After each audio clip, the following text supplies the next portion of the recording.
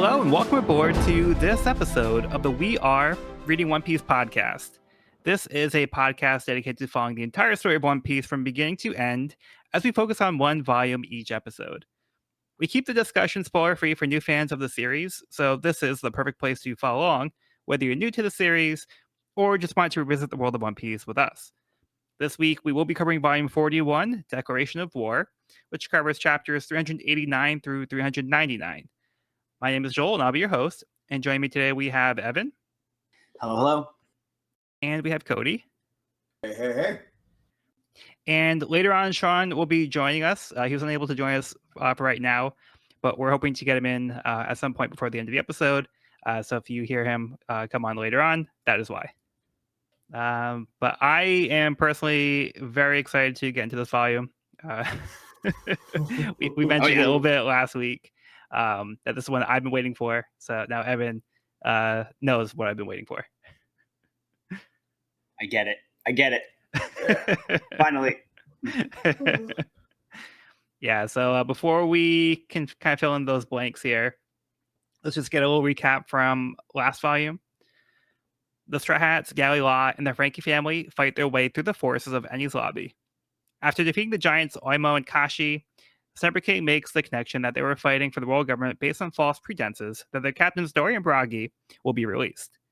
Zebra King reveals that Dory and Bragi were not captured by the world government, but were actually still fighting on the Little Garden. Now with the giants on their side, they're able to fight their way to the courthouse. Spondon was given a false sense of security due to an incomplete report where he mistakenly thought only 5 guards were defeated by Luffy, not 500. Kaku and Khalifa are gifted devil fruits as a reward for job well done.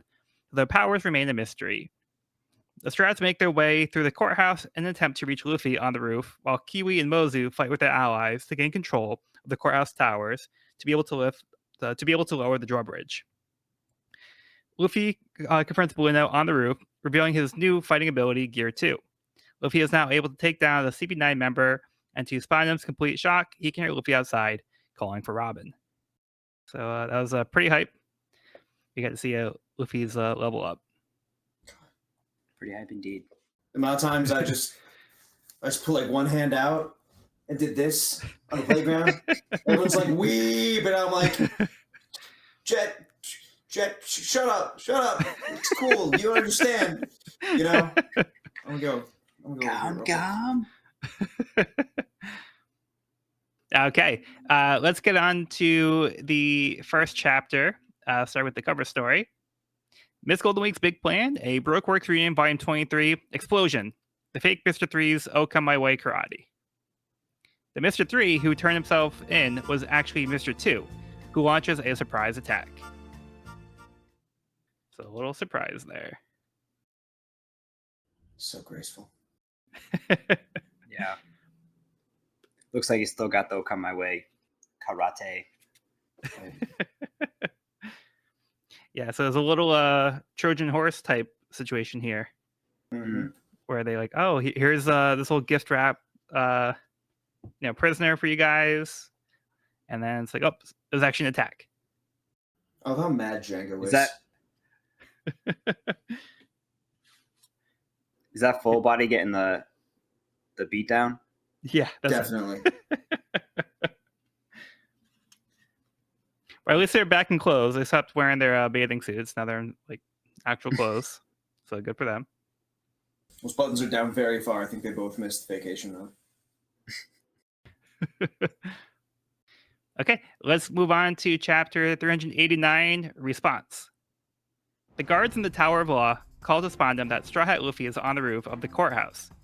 He thinks that this cannot be, as he saw him fighting Blueno earlier.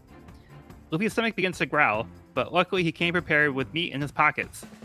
Luffy's energy is now restored while Spondon processes that Blueno is laying on the ground defeated. He orders for all of CP9 to gather right away to annihilate the Straw Hats. During the commotion, Frankie tries to comfort Robin that it means something that her friends have made it this far. He understands that she is disappointed that her arrangement has become obsolete, but she needs to stop running and let her friends save her. He offers to let her see Luffy. Spondon, on the other hand, has other ideas as he commands for Frankie and Robin to be brought to the gates of justice immediately. Frankie also has other plans as his butt begins to expand. He exclaims that he's decided to end it all, taking everyone else out with him by blowing himself up.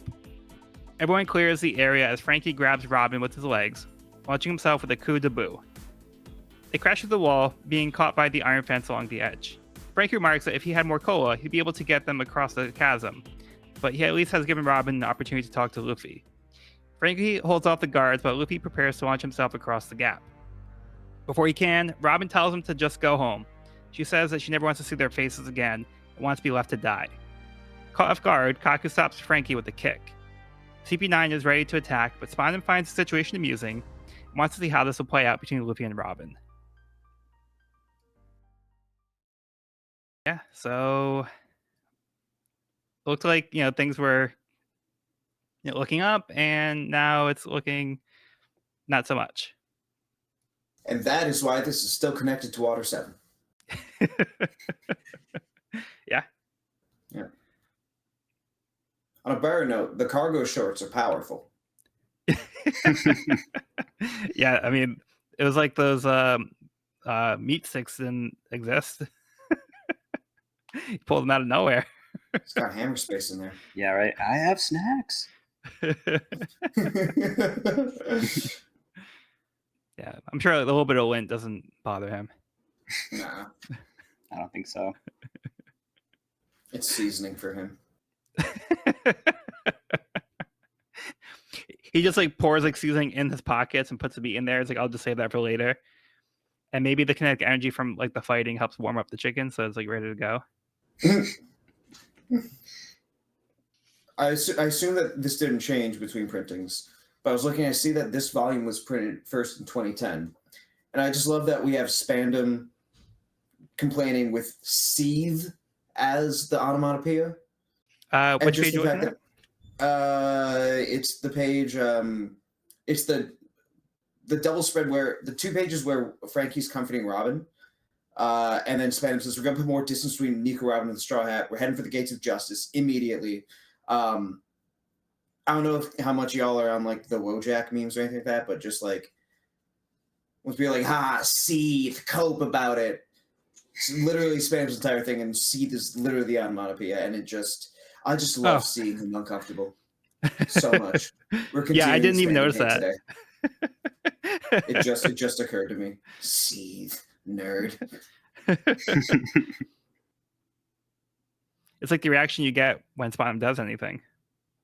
Yes, I will seethe and cope at Spandam, and I hope that he also seethes and copes at himself. I hate him. We see him pretty animated in this chapter, which is rewarding. Backing when he sees Bluno has been taken down, he's stumbling and a mess and getting really worked up over his lack of preparedness for what's going down. Yeah, he doesn't really keep a calm, cool, collected head in a crisis situation, does he? No, he's freaking out, which we love to see. Love to see it. It's so vindicating. Yeah, all of his reactions, and when things aren't going his way, his instinct is basically I need to get out of here. Let's retreat. Yeah, he panics. He's like, all right, let's go. We have to move Nico Robin away from the Straw Hat. Let's go to the Gates of Justice immediately. So it's when things start to get tough, he's all right, let's peace. And not even really a let's peace. It's I'm gonna peace. Y'all protect me so I can peace. Yeah, that's more like it. Yeah. I'm gonna peace. You guys make sure I can peace. I need to peace and peace. Yes. A peace of mind to peace and peace. But I really enjoyed this conversation between Frankie and Robin. Mm-hmm. Yeah, Frankie seems to he seems to kind of understand the gravity of the situation and just what it means that these people showed up for her, and that she shouldn't take that for granted or make their efforts go to waste. So he's trying to get Robin to see that as well. Yeah, I think that conversation lands really well, especially coming from Frankie, who's got such a close tie with his men and his cohorts. And I do think it's a really nice, genuine moment between them. And I think Frankie does say some really insightful things to Robin and kind of makes her think a little deeper about her connection with the Straw Hats. Yeah. Which is why it feels like such a gut punch when she is finally confronted with Luffy, and like quadruple downs at this point, you know, on trying to push them away again in this moment. And trying to push Luffy away.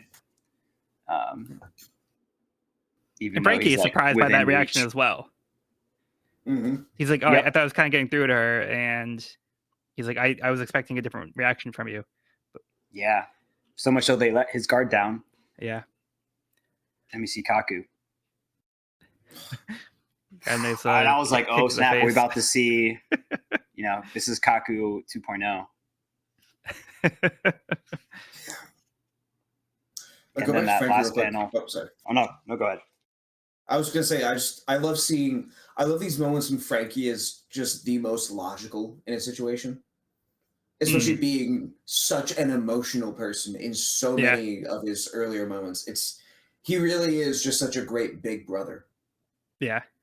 and I love I've always people talk a lot about these interactions between Frankie and Robin and just like how well constructed they are and how much, I guess, just chemistry there is between the two of them. And reading it now really is shown through for me, like just how well these two know each other, or at least how much they share circumstantially, and the depth of the communication between them. Yeah, and like they've had this situation to kind of bond a little bit here. Mm-hmm. So they're both prisoners, and they pretty much only have each other for support at this moment. So they don't really have anybody else that they can commiserate with. Mm-hmm. But yeah, kind of like what you're saying before, I think that we can start to see more of why the Frankie family would follow somebody like Frankie, where before he seemed like a big jerk. But we only got part of Frankie. We didn't get the full picture. But as we've been kind of going through the series, we've been getting more of an idea of like why he's a likable character, why these people would follow him, and why they're so loyal to him.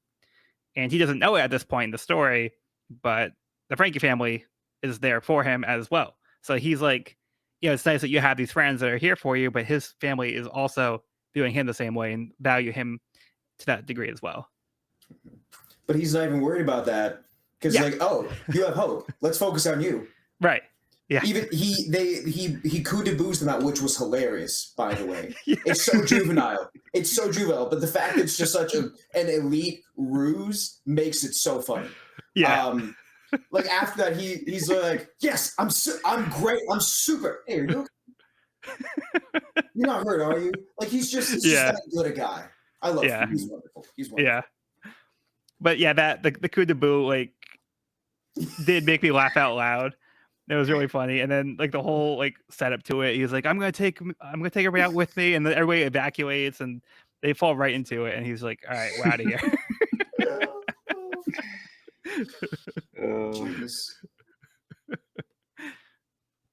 Luckily there was that fence outside as well that stopped them from going over the edge.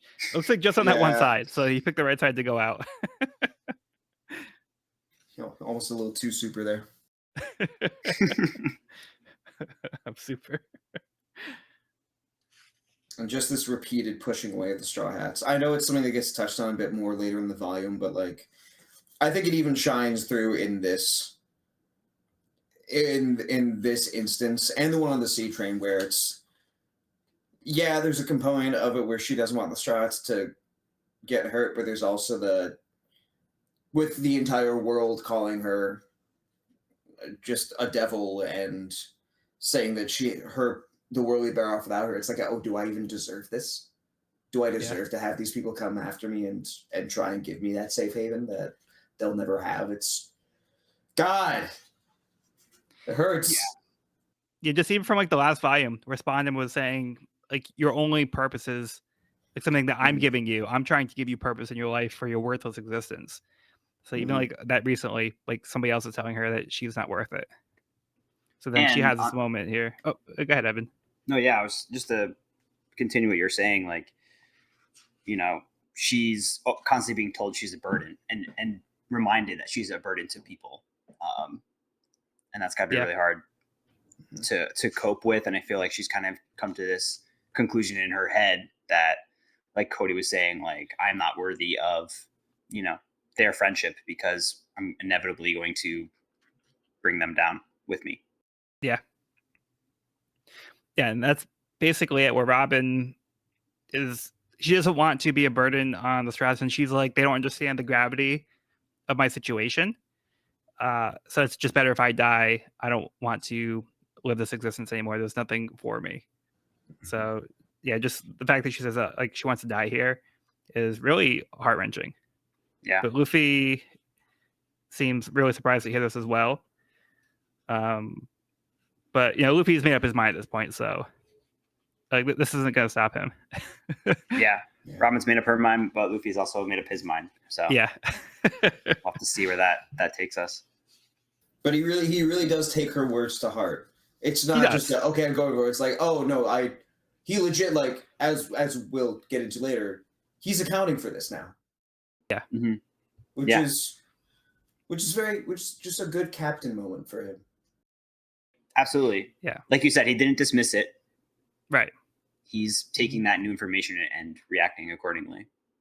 Yeah, I think Luffy just has that level of emotional intelligence where he knows what is best for people and what they need. Mm-hmm. So he's seeing Robin's situation. He's figuring out what she needs, and I think that's the important thing about Luffy here. Yep. Mm-hmm. Hey, do you guys have any other thoughts you want to go over on this one? No, I do love this last page, though. The last full spread we get of CP9. Great page. Banger. That's a cool one. Yeah. And what's his name? Fukuro. Fukuro. He looks like twice as big as he has been up to this point. Right? He's big. Yeah. He's massive. He's absolutely huge. Yeah, but now we have like a side by side for everybody to see how tall they are compared to everybody else. Right? Because Lucci is like a pretty towering figure, but Kaku is as well. Yeah, Kaku too. Yeah. But they're absolutely dwarfed next to Fukuro. Yeah. Mm-hmm. In both dimensions. Oh yeah. Oh, speaking of scale, there actually is one more thing I want to mention in the chapter. That spread where Luffy first starts talking to Robin, and we get the big panel in the double page of the courthouse and the Tower of Law. It's so wonderful. Just the scale of that, the distance between the two of them, like literally and emotionally, but then also just the fact that they're just little specks on these two giant buildings, which is so indicative of just how big a conflict this is in the scale of the entire world. I think that was just a wonderful panel to me. Yeah, that's a good point. Yeah, it's a great point. That's what I got. Okay, let's move on. Next part of the cover story. Miss Golden Week's Big Plan, a Brookworks reunion, volume 24. The Destined Showdown, Mr. 2 versus Black Cage Hina. Mr. 2 has defeated the Marines, including Django and Full Body, and prepares to fight Hina herself. Should be a good matchup. It's a rematch, isn't it? In a way, I don't know if they physically fought each other, or it's more like who's running away on the ship. I don't know how he actually got away from Hina the first time. Yeah, they never really, Because I assumed he would have been captured from that incident. Yeah. So we need a cover story for the cover story. Oh, yeah. See, this is the filler that Toei should have been adapting. They didn't even adapt the cover story, so I think I'd be asking for much. Yeah. I just want more Mr. 2 in my life. Yeah, please. So, I'm just going to assume that he somehow just evaded them. But, yeah, it's a tough situation because the whole point was that they were blockaded. Yeah. But he's too powerful. I don't know. All right. Summertime? Yeah, let's get your summary for the next chapter. Chapter 390, Accepting the Challenge. The Enies Lobby personnel try to break down the courthouse gates while Yokozuna repels them, but the guilty jury start taking on members of the Frankie family outside and in the left and right towers. In the courtroom, Baskerville explains to Zambai that one of the main reasons why no one is found not guilty at Eni's lobby is because the jury is made of pirates on death row who want to bring others down with them. Zoro inadvertently saves Nami and Chopper from one of the jurors with Dragon Twister while lost on the floor below them, and after taking multiple hits from the juror's iron balls leaves Yokozuna on the brink of defeat, Oimo and Kashi save him and praise his efforts. A Frankie family member tells Sniper King that the Straw Hats are heading to the roof, and Kashi says to leave the matter of getting there to them. While Luffy questions Robin's desire to die, Jabra asks why CP9 doesn't just kill Luffy then and there, but Spondum is too sadistically fascinated by the conflict to give the order. Luffy nonchalantly picks his nose in confusion, to Spondum's shock, as the rest of the Straw Hats reach the top of the tower. Luffy tells Robin that if she really wants to die, that's up to her, but she has to save it for after the crew has rescued her. Tears start to form in Robin's eyes as the crew joins Luffy at the edge of the tower, ready to square off against CP9. Yeah, I couldn't not bring up Luffy picking his nose. It's one of the best running gags in the series. right behind Zoro getting lost, so which was also in this chapter. Big comedy from Oda.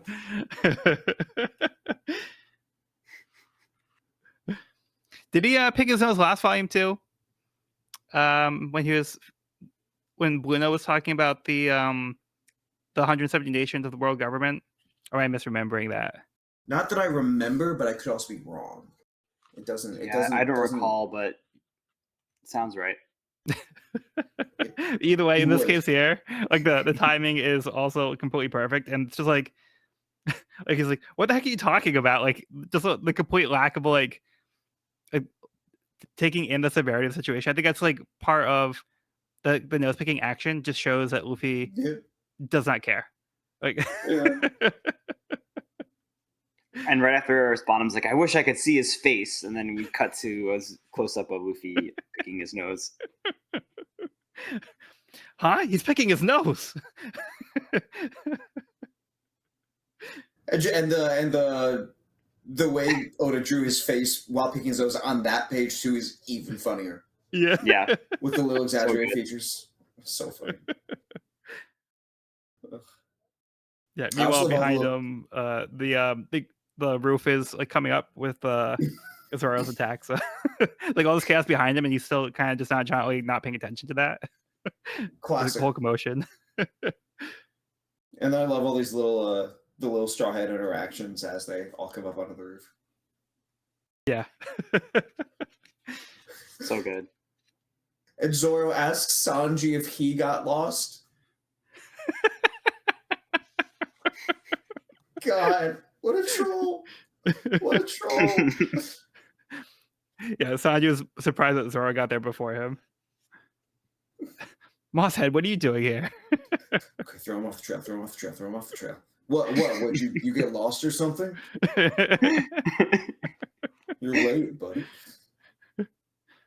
It's like the exact thing to get under Sanji's skin. Yeah. I also really like the exposition that Baskerville gives about the jury. It's one of those things where it's not like, does this have like a huge impact on the plot of the arc? No, but it's very in theme. Just the fact that they are pirates dragging each other down, and that's just, I guess, sowing the seeds of discord between groups is exactly what the world government's been doing this whole time. Yeah. With Frankie family, Galila, the Straw Hats themselves, and the kind of thing that the Straw Hats have been dealing with less overtly and explicitly with intent like these guys are, but the kind of thing that they have to rise above in this set of arcs specifically. So that felt like a nice accent. Yeah, and like to comment on that further, like Baskerville says that the trials here are fair and just, with the exception being the jury, which makes a final judgment of guilty or not guilty. So they're saying that this is a fair system, but at the same time it's rigged against them. So it's not really fair, but he's saying it's fair. So it's like they have I think that kind of really does a good job of summarizing how the world government just handles everything. It's like, oh, it's fair, but as far as we allow it to be. Yeah. And that even applies to what we're going to see further in the volume too. The way that they rationalize their actions in that too. Exactly. Yep. That's a good word for it, like rationalizing their actions. Yeah. It's like we have a 'Cause jury. it's all for so justice. therefore, it's just. But they don't mention the jury's rigged. We have checks and balances. Everything's fine. don't you worry your little head about it. But I also do love, like you were saying, this isn't something that makes a huge impact on the story, but it's a nice little detail. And that is the kind of stuff I love about how long One Piece is, that we can take time to put like this panel. It's like one panel. It's not taking up like an entire chapter. It's like one panel, just like putting this little detail in here. But all these little details add up and they fill out this world, makes it feel so fleshed out. So when we get to like throughout the series, like the more we go, we have these little nuggets that are building up to like making like a bigger picture all around. So that's what I love about the series. And like I'll happily take like all these little panels and like explanations for things that are ultimately not super significant, but they're just nice details that really make things feel more important. And in a sense, like that's also why it's so long in the first place. Like we've talked about like Oda's original time frame and all that stuff before, right? Yeah. Yeah. Because it's just like, what we're saying about this one panel can, after a while can be applied to entire characters. Yeah. When looking at it, or even entire arcs. If we look at some like the stuff in East Blue and things like that, he really is. He's building on the macro and micro level, and it's beautiful. Exactly. Yeah. Nice little nugget. All part of the treasure.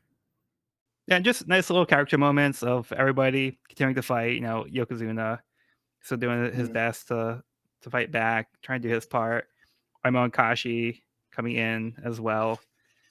So all these people are continuing to fight for this cause that they believe in to help the Straw Hats and Frankie. Yeah, I love how this chapter wraps up. Like right after we see, Luffy's picking his nose and yelling. Like everyone shows up. They're kind of goofing around. Like Sanji and Zoro are arguing. And then flip the page and they're all just like in their badass like warrior pose. Yeah. And they've never looked so cool. After being a bunch of goofballs like a page earlier, all of a sudden it's like, all right, now we mean business. Like we're all here. And we're all here for you, Robin. And they'll put on their serious face. And it's a great moment and a great way to conclude this chapter. For sure. The top part of that spread is literally the wallpaper on my laptop. Ah, so good. Yeah. It's dude. What right? Like what else is there to say? So good. No notes. It's perfect. 10 out of 10. Yeah. 10 out of 10. It's very, very iconic imagery here. Yeah. And the close-ups on the bottom, like I think just this whole page is getting me hyped up. Yep. So I know we're focused on the manga here, but for this part of the anime, I think it's like with the 6th opening theme of the series, it just ends with like it's this whole spread, but like accenting each of the Straw Hats' face in these poses on the beat, and just that's cool.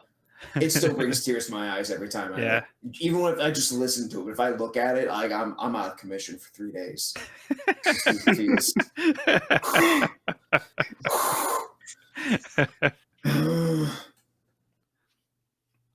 Yeah, I think it's just so Straw Hats where like we talked about, like when they make their appearance, like they all just kind of start like coming out of like the hole and like having these little moments, like how goofy they are, and then they get serious, they buckle down to business here, and then Luffy says, "Leave it to us," and then we have this like the iconic image here. So I think that just really gives us a good sense of the Straw Hats, and how like it kind of contrasts with them a little bit here, how like goofy and serious they are at the same time. Yeah. Hey, do you guys have any other thoughts on this one? I'm sad. Okay, let's move on. Chapter 391, The Girl They Called a Demon. Luffy's crew gets him up to speed, filling him in that the Frankie family is working to get the drawbridge lowered. Despondent panics, ordering CP9 to kill the pirates, only concerned about his own safety. He also threatens that he has the power of the Buster Call in the palm of his hands. Spondum taunts that this is what wiped out Robin's homeland 20 years ago, as she pleads for him not to activate it. Haunted by her memories, she reflects on the events she lived through. 20 years ago, in the West Blue, a young Robin lived in Ohara. She was mocked and pestered by the other children as they threw rocks at her, calling her a monster. She would scare them off using her devil fruit powers, which further ostracized her. She returns to her Aunt Roji's empty home, only being greeted by a note giving her a list of chores to complete before the rest of the family get home from celebrating her daughter's birthday. After completing the chores and having a piece of bread, she heads to the library known as the Tree of Knowledge. The archaeologists greet her, congratulating her on passing her doctoral exam with a perfect score. Yeah, so we are now launched into Robin's backstory. Backstory. Robin's backstory. At last. At long last. Yeah, this one that Evan's been waiting for. I've been waiting for this for so long. I feel like I've brought this up a million times. I'm like, Yeah. She's so mysterious. When are we gonna get some answers? Yeah, this was very exciting for me. I'm like, yes, like I've been, like you said, I've been waiting forever for this to happen. So I'm very excited to get into it. And she had a rough childhood. I mean, yeah. Being called a monster, not fitting in, not having, parents to, or like a good support system, like a good, right. It seems like the archaeologists are her real family here. Yeah. She's never had the chance And to support have her. a blood. She's just never had the chance to have a blood family. Right. And so the fact that a found family is all that she can have, and all she has ever been able to have, makes the nature of what she's going through with the Straw Hats hit that much harder. Mm-hmm. Yeah. I think Oda does a good job of portraying like her longing for family in this by like the little snippets or kind of like point of view of seeing other families, and you can tell she's kind of picturing herself with her family. So yeah, that was pretty touching moment. And then we're kind of introduced to the Tree of Knowledge, which is such a cool, both visually and also like this. All encompassing kind of library of knowledge. Just really cool imagery here. I really love the Tree of Knowledge. It's like very Ghibli, like Studio Ghibli-esque almost. Yeah, it's a nice design choice and a way to house a library, full of books. Cool. It's like a fun way to have something that's a little different than like just a typical building. Yeah, very neat. Yeah, like you're saying, like we're getting a sense of Robin's isolation here. So she doesn't have like a loving family. Like her aunt is giving her somewhere to stay technically, but we see she's treated like it's like a Cinderella or like Harry Potter type situation. Mm-hmm. Where she's like, oh, like the evil stepmother or like the uncaring aunt, be like, you can't celebrate like with like our family for the birthday. Just take care of these chores. And, oh, don't eat too much bread. Make sure not to like use the jam. Yeah. So yeah, she's not really being treated as like part of the family. She's just being like kind of taken advantage of. Yep. And she's only 8 years old here. And already has devil fruit powers. Yes. Which is something I'm wondering about. Yeah. Such a young age. Not sure how she got them. Same. I'm also very curious. That's true. They don't mention. No, she does mention that she did acquire the abilities from a devil fruit, right? Like early on when we were first introduced to her powers. I don't know. I could be just.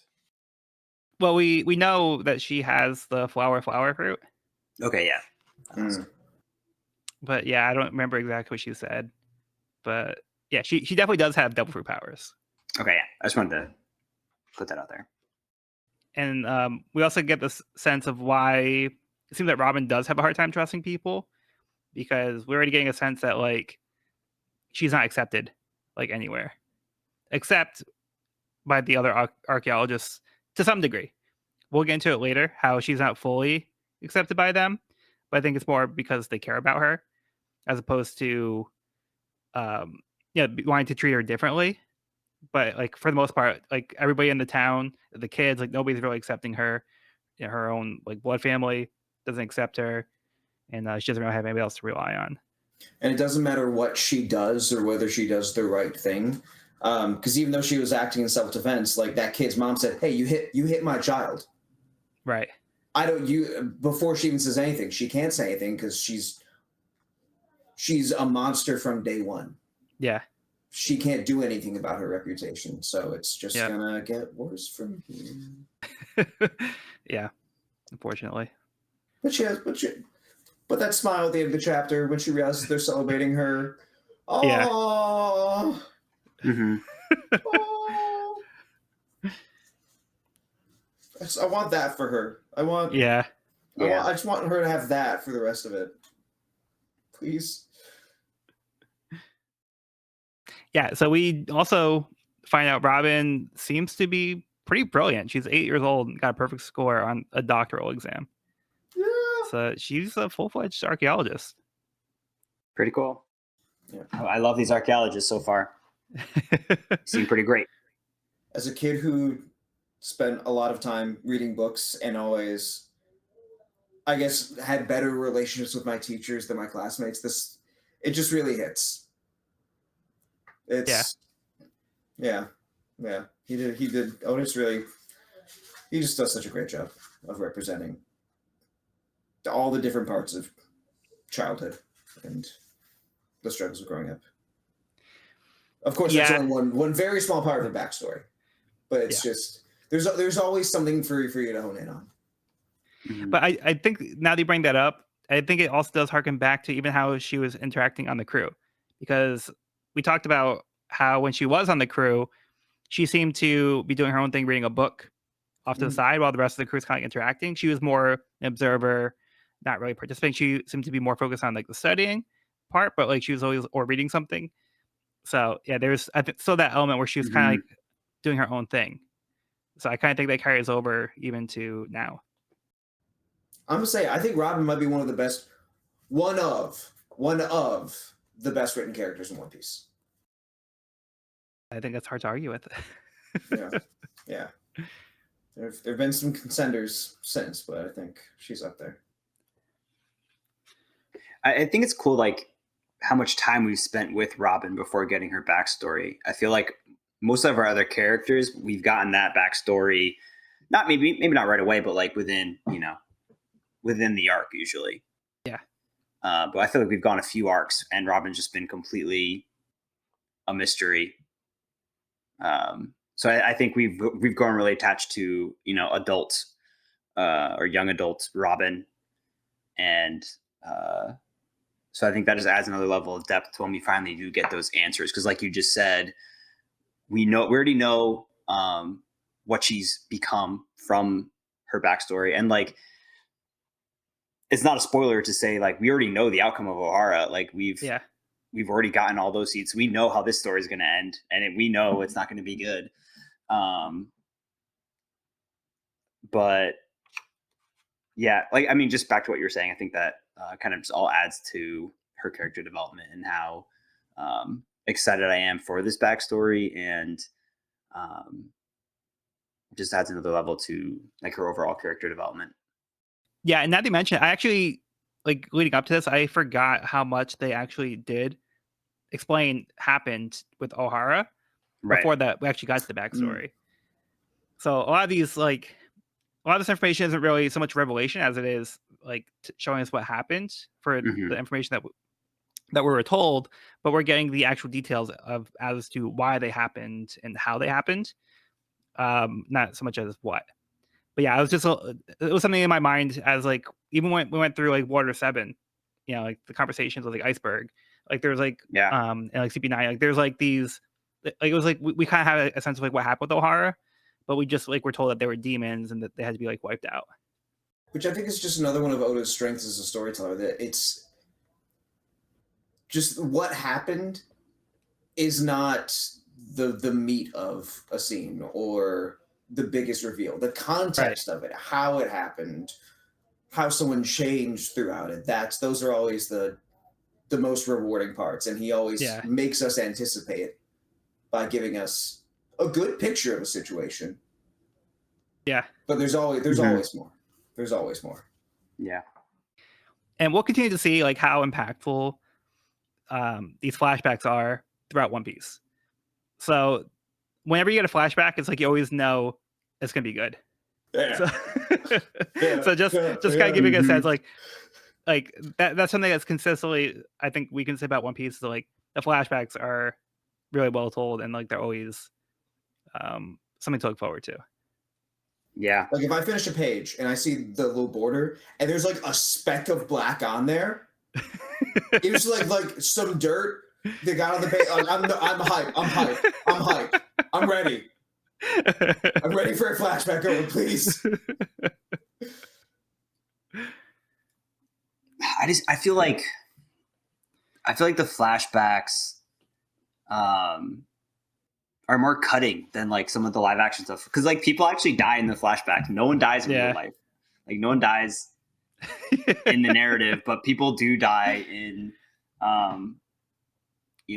flashbacks. Not to say that people need to die for the story to be entertaining, but I do think that like kind of raises the stakes, and for some reason that's a thing, or it seems to happen. Like I've noticed that trend, I feel like.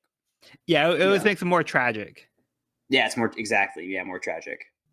Yeah. And like you said, the stakes are higher. And I think that Oda has very much, intentionally or unintentionally, that's for the reader to decide, but he's basically established that as a rule within his storytelling at this point, that it's like, if someone's going to die, it's probably going to happen in a flashback, which I do think can make us think, okay, well, like, obviously they're going to get out of this.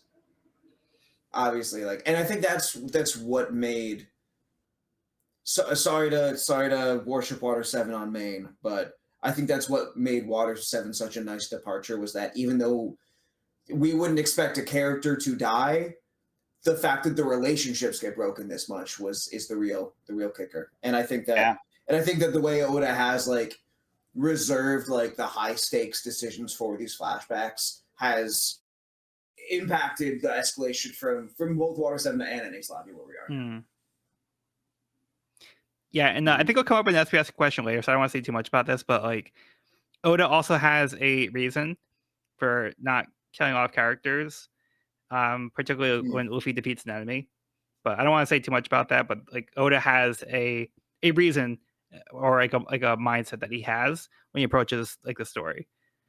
So it'll come up in SPS at some point, and when it comes up, I'll try to remember to bring it up. Yeah. But yeah, just real quick, also wanted to mention this one here. So before we do get to the flashback, we did get more moments of Spondum panicking and ordering to like kill the pirates, and he was only concerned about his own safety. But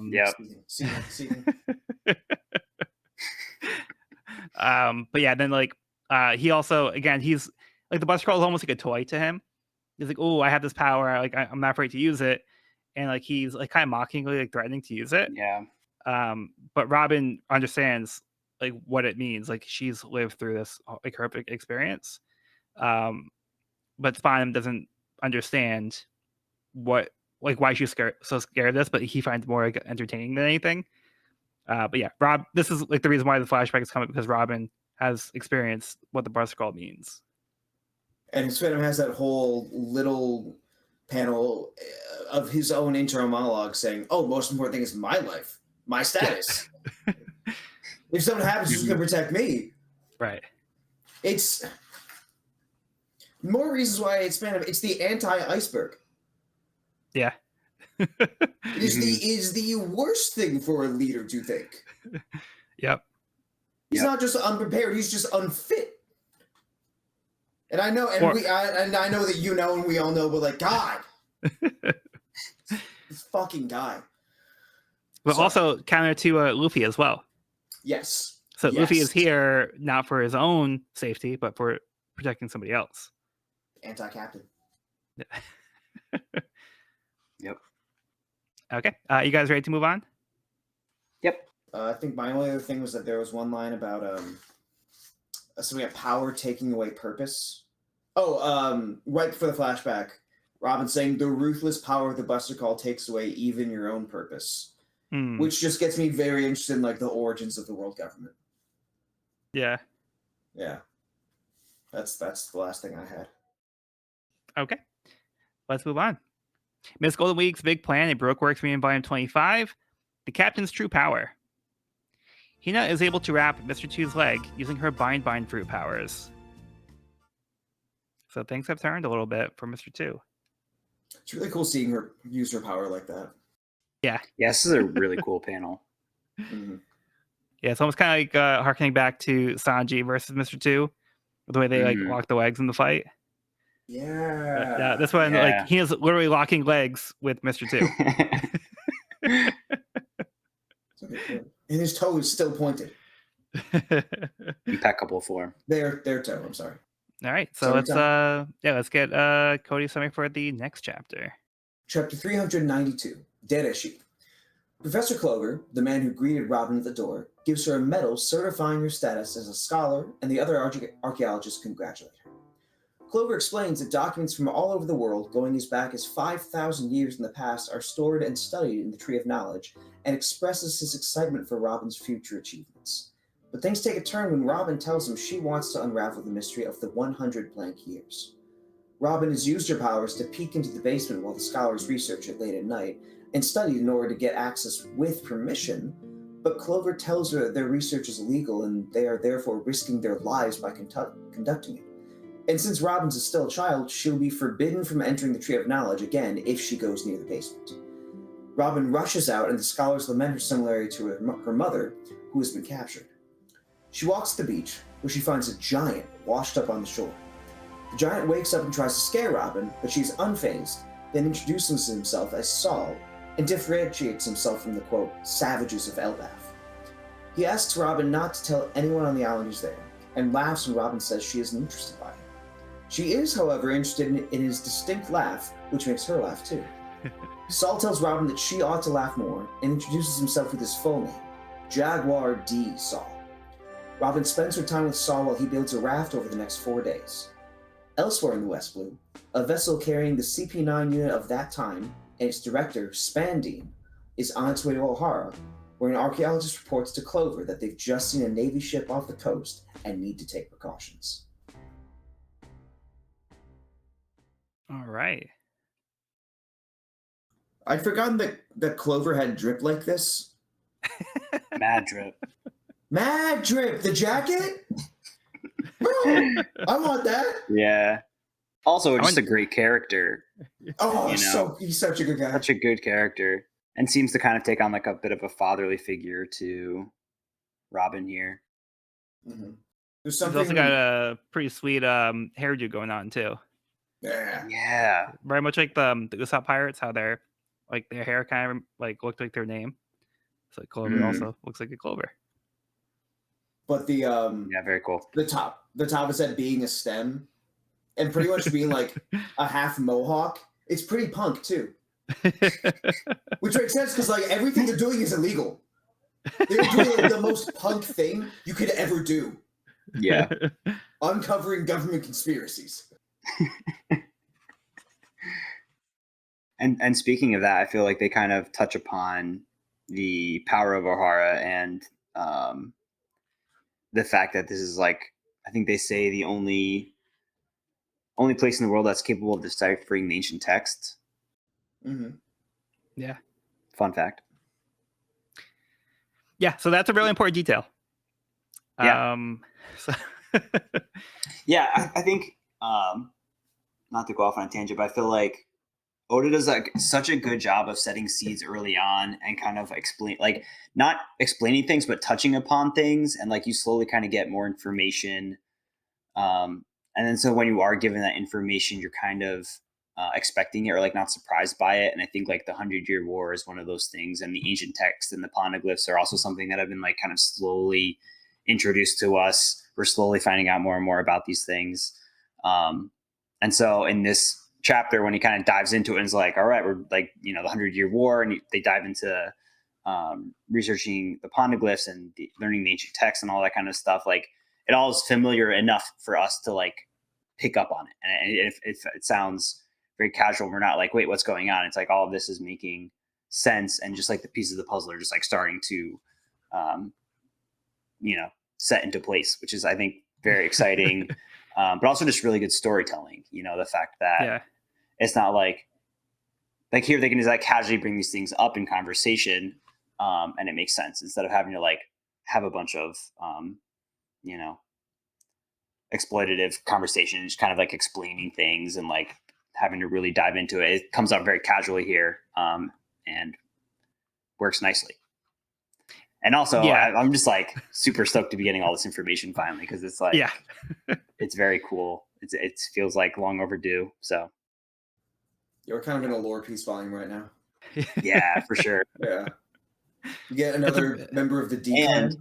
Yeah, I was just going to say, before we move on to that, but I also do want to point out, like you were saying, we are getting more piece of information, but we're still not getting the full picture.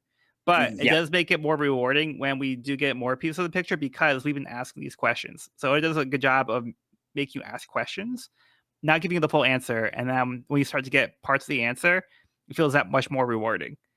Right. So like you said, like some of the stuff is like stuff we had like some ideas about, but we're starting to get more of a full picture as to what these details are. Mm-hmm. So we get like information like studying the poneglyphs is a crime.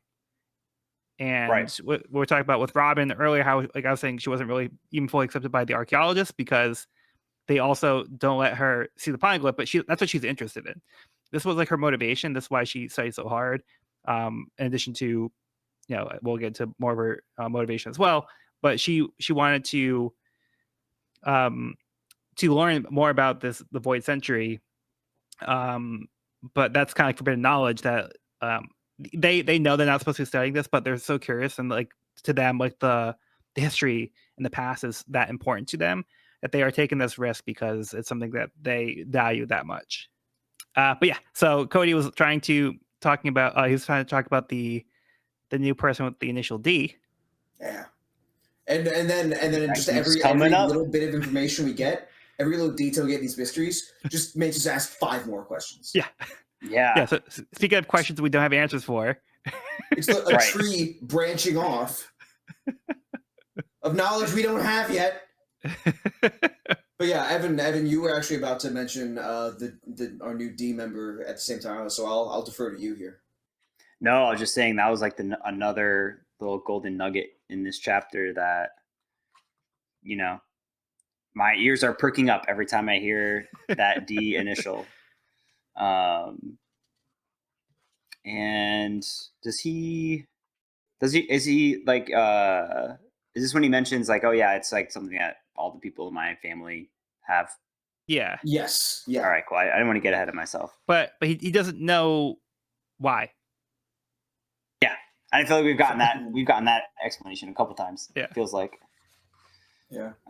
So I think, what people with D do we have so far? We've got Luffy, obviously. We have Gold D Roger. We have Porcus D Ace. And was that up to this point? I'm honestly not sure. I think that's about it up to this point. Yeah. There might be one more.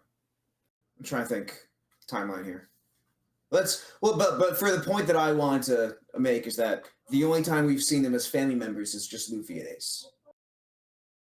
Yes. I don't think that they're related to Saul by blood because he's a giant. No. So it's weird that like, we have these people that are like not connected that have the same initial. So it's like it doesn't seem to be like a family thing, except for Saul who has it in his family. So it's not like these are the only people that have this initial D. So it's kind of weird. We don't know what these circumstances are, why these people have this initial D. Because we don't have any way to connect these people. Unless these are like wildly, wildly diverging family things with like one common ancestor, and we do now have a much better idea of just how far back the lore in One Piece spreads. Yeah, But so it could Joel's it fine, could go right? back. I'm just being a crackhead theorist. No, it could go back further, but like as far as we know, like these people don't really have an actual connection, so we don't know what this connection is. But we might get like more information in the future. But as of right now, like we just know these people have the initial D, who seemingly don't seem to have a connection with each other. I freaking hope we do. Oh, Dia, making us wait. And then we also find out more information about Robin's mother, Olvia. Mm. She's already been captured, and we see that she has a bounty on her. So we're getting a sense of why she's out of the picture. Yeah, Robin Robin's is like, a spitting image of her mother. Yeah. Yeah. Yeah. They just kind of allude to the mother. They do mention in the last chapter that I think Clover says genius blood runs in your veins after all. Mm. Referring to a family connection. Yeah, so they're familiar with Olvia. Oh, while we're in the Tree of Knowledge, there's one more thing I want to draw attention to. Second page of the chapter, we see a globe. Mm.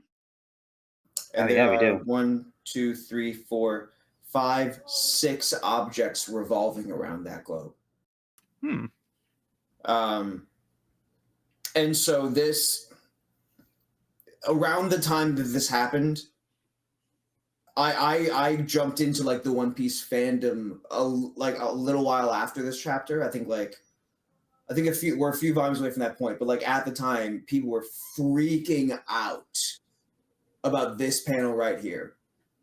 It's like, what is it? Yeah.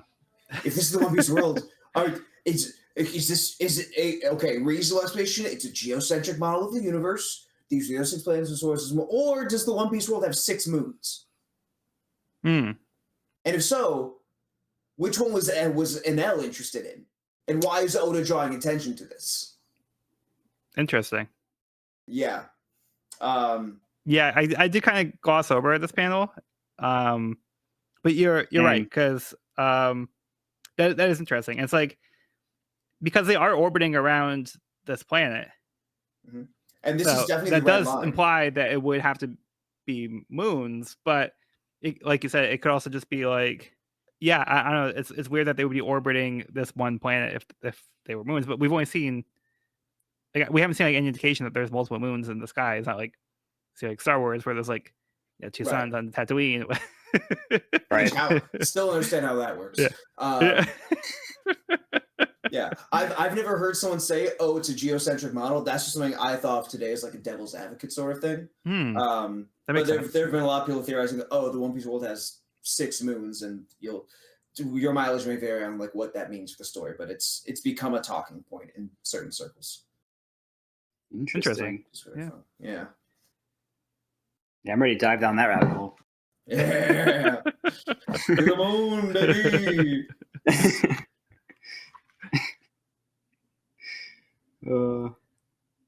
Yeah, I just wanted to. I've been waiting for that, so I wanted to call some attention to it while we were there. Thank you. Like I said, I completely overlooked that. That's why I also I just like having like different perspectives of people who catch different things while reading, because I've read the series multiple times. That's something I picked up on. Yeah. There's always something new and different people see different things. That's what's great about it. And then we're also introduced to Spondam's father, Spondine. Oh, was it confirmed? Because I crossed out a note about that because I wasn't sure if it was explicitly mentioned. I think they mentioned that his father was the previous director, didn't they? Okay, I wasn't sure if I was imagining that or if it had happened, but I'm inclined to trust you if you remember that happening. Evan, do you remember that being mentioned at all? I want to say yes, because I feel like that kind of played into his character of he just got this job because of his father. Yeah. And also the name, I also don't explicitly remember that information, but I sort of jumped to that conclusion just based off of his name. Yeah. So if I'm incorrect in that, I apologize. But to me, it just seemed like it was obvious that he was his father, or at least that was the implication. I feel like it's implied for sure. Yeah. And then we also see very similar personalities with them as well. So yeah. Which I think we'll see as we go along here. But yeah, they definitely seem like they're related. I'd like to think that this agent answering the phone never put it back on the hook. I really hope that's what happened there. It's genetic. It's genetic. I also really love this connection with Robin and Saul. I think it's pretty touching. The giant think so, and too. the 8-year-old girl kind of Yeah, bonding and they bond real fast. yeah. Like when she laughs at Saul's laugh, like that's like Chopper levels of like adorable and wholesome. Yeah. I'm like, oh, little buddy. Yeah, I think that about covers the chapter. Do you guys have anything else to add? Nah, that's all I got. I'm good to move on. Okay. I also just wanted to end off. Yeah, I really like that last panel with Robin and Saul. Yeah. With the Dereshi. Adorable. Yeah. Okay. Moving on to the next part of the cover story. Miss Golden Week's big plan, a Baroque Works Reunion Volume 26. Wait for an opening and rescue. Mr. 5 and Miss Golden Week take advantage of the fight in order to free Miss Valentine. So Good Mr. plan. 2 being a real team player. Letting them escape with Miss Valentine.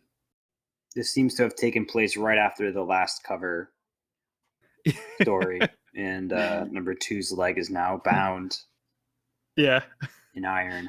And we can see the rig that Miss Valentine was on smoking, because assumedly Mr. 5 blew it up. Yeah, that's probably how they got her down from there. Yeah. Good thing he didn't miss. Yeah. Smokers better be accurate, homie. My boogers never miss. Okay. Chapter 393, Olvia. Saul's raft is almost complete. He just needs to make a flag. Robin tells Saul that she wants to go to sea as well as soon as her mother returns so they can study archaeology together. She asks if Saul knows that there is a 100-year void in history, as her mother went out to see if she could find out more about it. But it has to be kept a secret as it's against the law. This surprises Saul as he tells Robin not to tell anyone else about this. Curious, he asks what Robin's mother's name is. When he hears the name Olvia, his heart drops. He asks if this island is Ohara, which she verifies. He panics, warning the Navy battleships are on the way here right now to eradicate the scholars.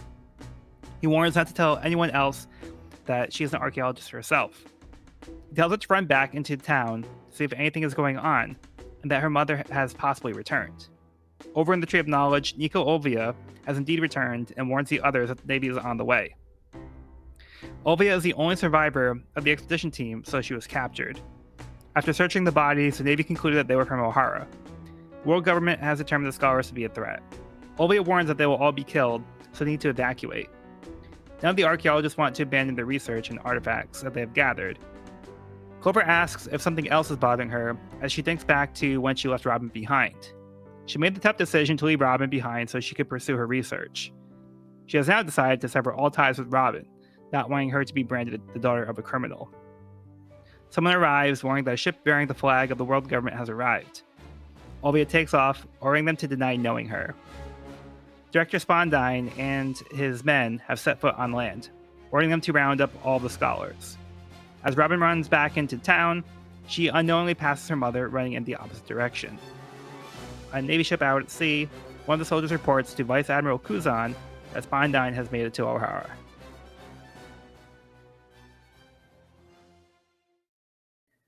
So, yeah. Wow. A few new faces and a few old faces. Or a few familiar faces, rather. Particularly Aokiji. Yeah. Yeah, so I had mentioned before that when he became an admiral, that he was given the code name Aokiji. So Kuzan is his actual name. So now we find out his real name here. So before he was actually promoted to admiral, he was a vice admiral here. And so at this point, he had risen up as far as any one person can reasonably expect to get up to in the Marines, because because there are only 3 admirals, so it's like, okay, for most people, this is the ceiling. Yeah. So he's already a big deal at this point, 20 years ago. Yeah. Right. Yeah. And we've seen him in action. Mm-hmm. Yep. So we know how incredibly powerful he is. Yeah. And it's cool seeing just this one panel of attitude from him, too. It's... that he's lazy definitely 20 justice. years younger. Yeah. Yeah, right. Yeah. But yeah, we get this terrible news that Saul puts together that he landed on Ohara, which he knows about the attack on the archaeologist from. He makes a connection here about Olvia. So he knows that this, like, he's been kind of taking it like easy with Robin here. Like, okay, we're fine. We're safe on this island. I'll take extra time to make the flag for my raft. The nice. We'll add the finishing touches here. Then he realizes, oh, okay, hold on, we're not safe here. This is serious. So you have to go like warn, like the archaeologists, and then maybe your mother's even returned. So that really sets Robin off. So yeah, now the situation becomes a lot more dire. And it seems like such a strange decision for Robin to even mention this, given what just happened with the scholars. But that's it's like tactically and like logistically, she is very smart. And this seems like it was something that's not in her best interest to tell anyone, especially a stranger that she met 4 days ago. But this is the first friend she's really had a chance to make. And it's exactly, and she's 8. She's 8, yeah. And she's 8 too. Yeah, but it's what do especially 8-year-olds do? Like when they have like a best friend, like, hey, let me tell you a secret. It's right. Yeah. Oh God. So she trusts Saul at this point because they bonded. And like you said, it's like the first like real friend that she's made. This poor fucking kid, man. Like, yeah. But also, like, yay, she has that. But, like, damn, at the same time, it's... And she was only 2 years old when Olvia left, too. Yeah. That was a hard scene to watch as well. Yeah. Mm-hmm. So, I mean, it seemed like, Olvia does care about Robin, but she ultimately chose the research over caring about her daughter. Mm-hmm. Yep.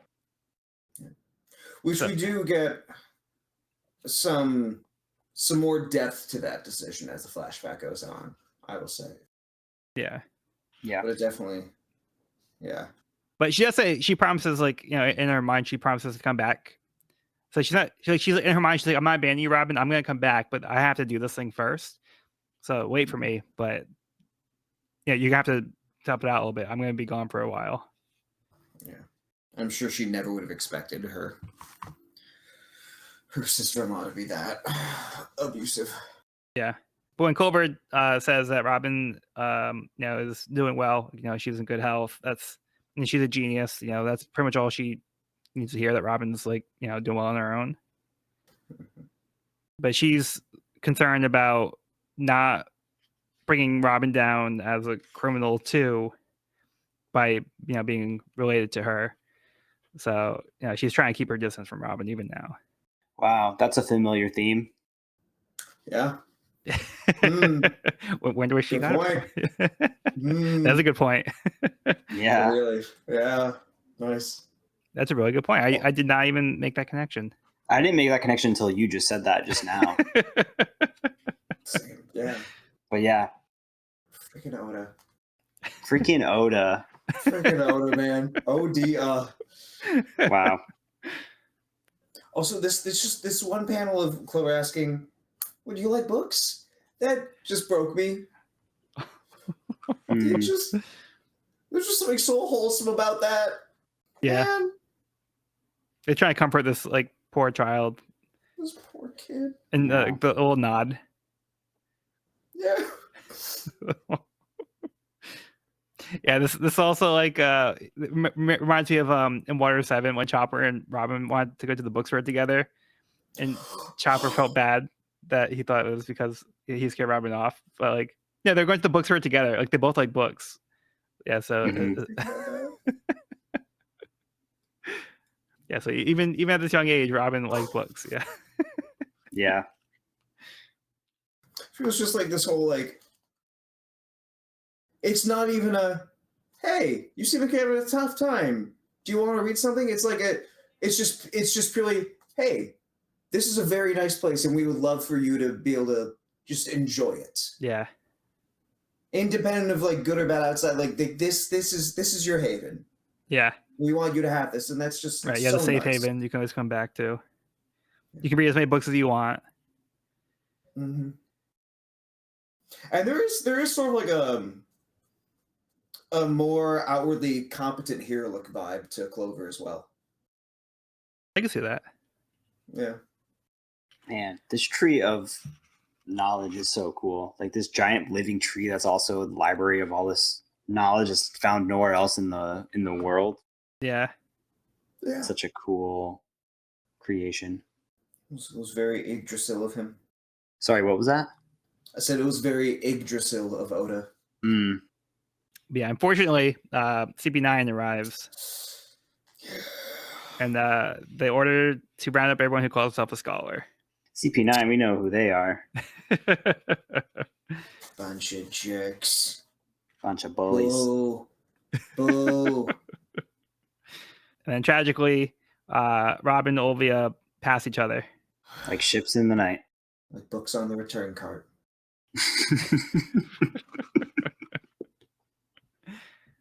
All right. Any other thoughts on this one? I'm good. Okay. Moving on. How about we get Cody's summary for the next chapter? Chapter 394, The Demons of Ohara. Robin makes it to the Tree of Knowledge and asks the scholars if her mother came back, but they lie and say she didn't. Disheartened, Robin then tells them about the warships on their way to arrest the scholars. Clover tells her the ships are just coming to investigate and that Robin needs to help keep her status as an archaeologist secret.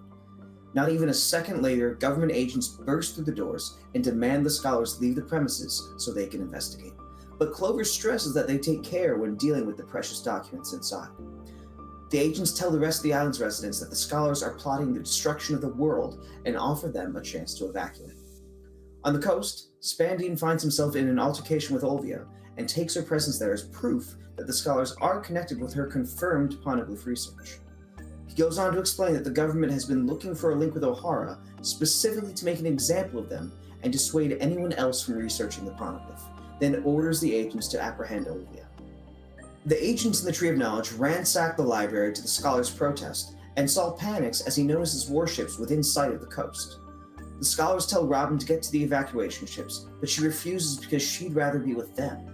Spandine returns with Olvia, who tears up after Clover mentions Robin's name and sees her for the first time in 6 years. The agents blow a hole in the Tree of Knowledge and find the poneglyph. As Spandine rejoices and gets ready to report the matter to the five elders, Clover makes a request to report the scholars' hypothesis about the 100-year void directly to them. Ooh, it's heating up. It's about to get spicy. About to drop some knowledge. Yeah, pretty bold of Clover to be like, "Yeah, I know you guys are here to like wipe us out, but at least tell me if I'm right." Yeah. Right? There's also like, hey, this is my duty as an archaeologist. I have knowledge. Yeah, I mean, this is Yoshida. all for the reason. Yeah. Yeah. Yeah. Yeah. So to kind of backtrack a little bit, at the beginning of the chapter, Robin comes to try to warn the archaeologists who are already aware that this is happening because Olvia was here, but they try to downplay it. So they're trying to spare Robin, like the harsh reality of what's about to happen. They try to be like, "Oh no, they're just here to do standard research. I mean, investigation. Everything's gonna be okay. It sounds like you were maybe blowing things out of proportion, but no, it's all fine." So they've been treating Robin like a kid from the beginning. So they've always treated her like a kid. But she is an 8-year-old. So they are trying to protect her. Which still has to hurt so much, specifically when they're saying that, no, there's no way your mom's here. Yeah, that too. That's, God. It's a tricky, delicate situation. Mm-hmm. But they have to be the adults. And we also So it's find not out that adult-like. the... oh, go ahead. I was going to say, what's not adult-like is making a mess of a library. They get their library cards revoked. Mm-hmm. Yeah. It's hard to watch. And Spondine was 100% confident that they would find the poneglyph here, or evidence of the poneglyph research. It says, we'll easily find proof of poneglyph research. The government is 100% sure of that. So it sounds like he knows something. Mm. So they know exactly why they're here. Yeah. And he calls the whole search a formality. Right. They tell the people to evacuate before they've even found that proof. Yeah. At the very beginning of the investigation, pure authoritarian BS. Authoritarian BS. And if we didn't think that he was, if there was any doubt that he was Spandam's father already, I've been shot. It's over. Give my son my position. Oh God, shut up, dude. Shut up.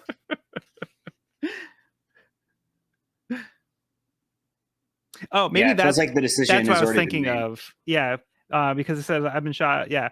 Send a message to the superiors that my son should fill the position as director. Yeah. So that's why I was thinking. It's obvious that Spondam is his son. Mm-hmm. There it is. There it is. I do remember. Yeah. So, like you were saying, they started to evacuate for the non-scholars. Clover tells Robin not to reveal that she's an archaeologist. So, like, basically, keep it a secret that you're a scholar. Don't admit to it, and you can go on the evacuation ship. But no one's gonna be nice there. I like you guys, which is just heartbreaking. Yeah, that's I know that sounded like a mocking tone. That was just me trying to. That was just like the young. It's just like the kid voice, but like that just hurts so much. Yeah, that it's just so ingrained that she will not find any kindness in what's supposed to be the safest situation for her. Right. Yeah, she's like, those aren't my people. You're my people. You're my people. Speaking of her people, yeah, her mom is pretty awesome here. Just straight up shooting Spondine, and not going down without a fight. And she's still like denying, like, I don't have any connection to these people. Like, you have no proof. But unfortunately, she gets struck down by the agents. Of course, Spandine uses that to be like, oh, I was nearly killed. Yeah. Bastard. Reveling in how loud the explosion was in the library. I even wonder, did he actually get shot, or did his coat just get shot? I'm pretty sure it was just his coat. Yeah. So he just had like a complete overreaction to it. I've been shot. Going down. Like, okay, it's just my coat. We're all good. Wait, I can use this. Yeah. For my agenda. The next one won't miss. Yeah. So then Olvia is brought to the rest of the scholars where Robin is. So now she gets to see her mom face to face. But Olvia recognizes that it's Robin and she's grown. But she doesn't know it's her mom yet. She just says, like, it's so cruel to treat like a woman like that. Yeah, I feel like it's tough seeing the government acting in this capacity. And it's like I said before, we kind of already know what the outcome is. But even if we didn't, it does kind of feel like the outcome has been predetermined in this situation. Yeah. And there doesn't seem to be a just trial. They don't seem to hear out the scholars until the very end when, Clover actually asks them if he can explain himself, So yeah, I think it just puts the government in a bad light here. And they clearly want to keep the 100-Year Void a secret. Yeah, so they're going to great lengths to do just that. Great lengths. Yeah. But they came prepared. They didn't like send somebody to investigate first to like try to find the poneglyph. Like Cody was saying, like they had already made this determination. Like the warships are on the way. We can see them over the horizon. They already made the call and sent out the forces. It was like, hey, let's prepare to send the forces just in case. Like, no, they're already on their way. So that they committed to it from the get-go. Yeah. And this goes as high up as you can, as the 5 elders are directly involved with this as well.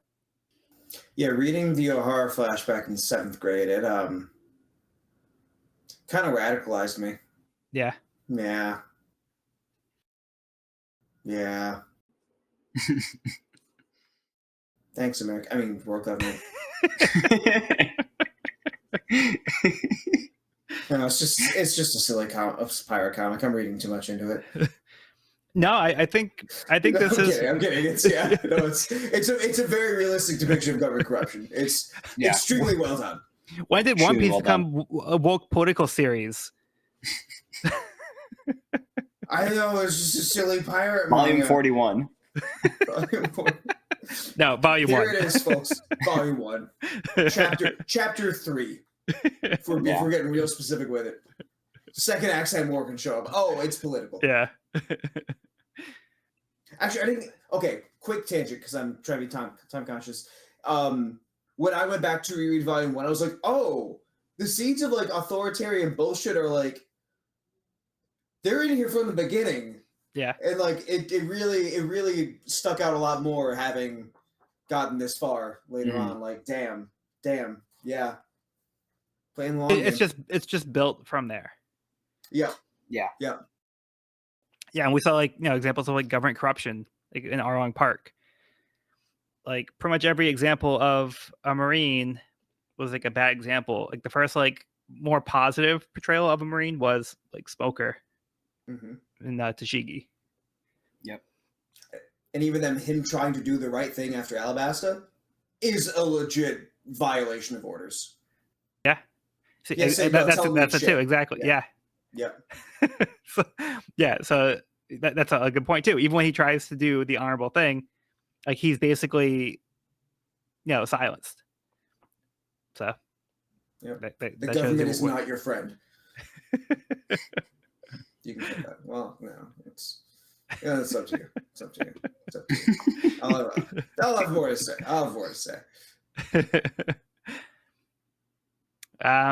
But yeah, was there anything else about this chapter that you guys wanted to go over? I've said my piece. Are you good too, Evan? Yeah, I'm good too. I'm just thinking about you guys bringing back to like the first volume, and I feel like it's making me think of how we got the perspective of the Marines through Kobe. Because like Kobe was a character that we trusted. We're like this character. We appreciate his opinion, and then we get his opinion of the Marines as he's like going into the Marines, and he's kind of like, this isn't what I thought it was going to be. Kind of like I feel like that was kind of those early seeds planted by Oda. That's a good point too. And now we're seeing it on like a huge scale where they're about to just like roll up and kill all these people.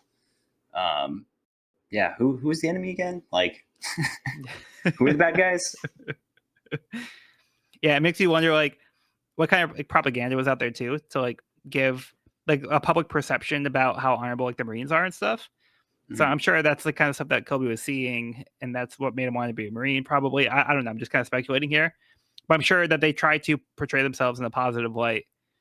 Right. But yeah, be the good guys. Join us. Yeah, and then like throughout the series, we've seen it's more than just the organization of like the Navy and the Marines. It's like we're seeing now it's the government itself. It expands beyond that, so it's like it keeps going higher up the chain. And we're seeing that now in this next chapter. Yeah. And it's one of those things where the distinction between the Marines and the world government is very important here. Because we do see Marines beyond Smoker and Kobe for like what little you see of him in the Marines, but there are Marines who are trying to do good things here. And as we see in this class, we believe, no, what I'm doing is for justice. Yeah.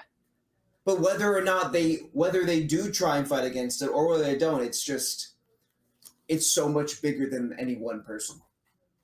Yeah, and we'll get to other chapters in this volume that do a good job of like highlighting, like even like how different people from like the Navy enact justice. So yeah, we'll get more of that coming up. It's just such a good depiction. Okay, but for now, let's move on to Miss Golden Week's big plan, a Baroque Works reunion volume 27, taking over the ship with Betrayal Black. Miss Golden Week commandeers a Navy ship, escaping with Mr. 5 and Miss Valentine.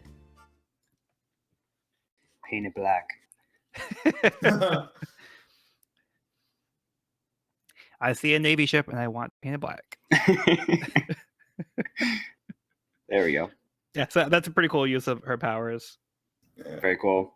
Even the ship says Hina on it, so they took Hina's a ship under Hina's command. So that's gonna look real great. I love how into it she is, just like holding up the paintbrush in her oversized sweater. Yep. Onward, man.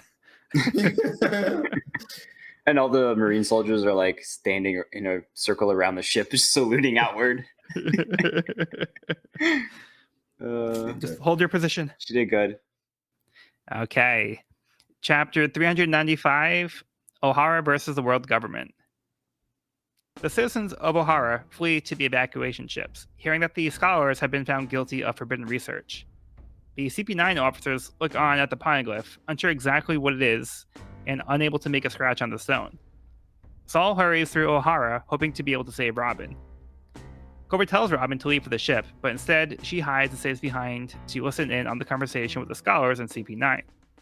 Spondine has now connected the 5 elders through the transponder snail, who confirm the scholars will have to be executed, stating it is too dangerous to have the knowledge needed to reactivate the ancient weapons. Clover defies the 5 elders, saying that history belongs to all of mankind and should not be suppressed. Clover ascertains that the reason for the poneglyphs being created and indestructible was because people in the past had a message they wanted conveyed to the future, fearing that their enemy would try to erase their existence.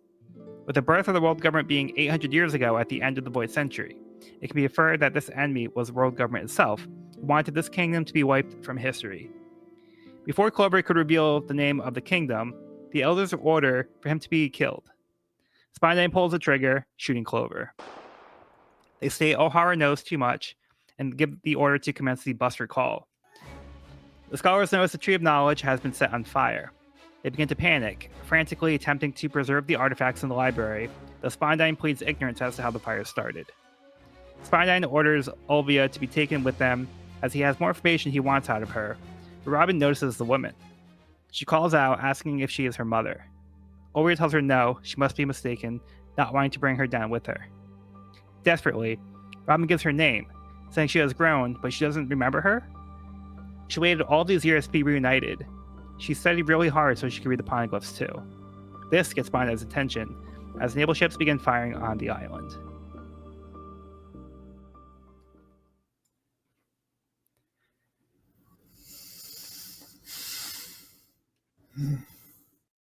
This one is heartbreaking. It's a heartbreaking, but before the heartbreak, Clover just like laying it out was such good reading. Oh my gosh! Like reading through this, I was just like, oh my god, he's just laying it all out. And yeah, talk about lore. Like I feel like we get a ton of lore here. Including, do we know that the poneglyphs were indestructible? I don't believe so. I think that's new information. But yeah, alluding to this kingdom that had put the poneglyphs together, referring to the world government as the enemy. Like, wow, this was some very illuminating information from Clover, and then got a little too illuminating for the elders who order him killed, which is like such an intense scene. He's like right about to like, give away this huge bit of information, and then he's ordered to be killed like right on the spot, which is just so like mafia boss move. I don't know. It's just like I thought this whole scene just read beautifully, and Clover's like overview of the past is just so well executed. Yeah, like we talked about earlier, this is more of the why Ohara happened that I was talking about before. This is the information that we didn't really have leading up to the flashback, but now we see the events that essentially led to the destruction of Ohara. Was they defied what the world government like forbade, and they got themselves in the situation by pursuing that research, and this was the penalty for doing that, even though they knew they weren't supposed to. But it makes you wonder, what is the world government hiding that they don't want regular people, the citizens of now, to know about in a 100-year period, and to even know about the existence of this other civilization to the point where they are willing to wipe out anybody who might have information or knowledge of that this even exists. Yeah. Big.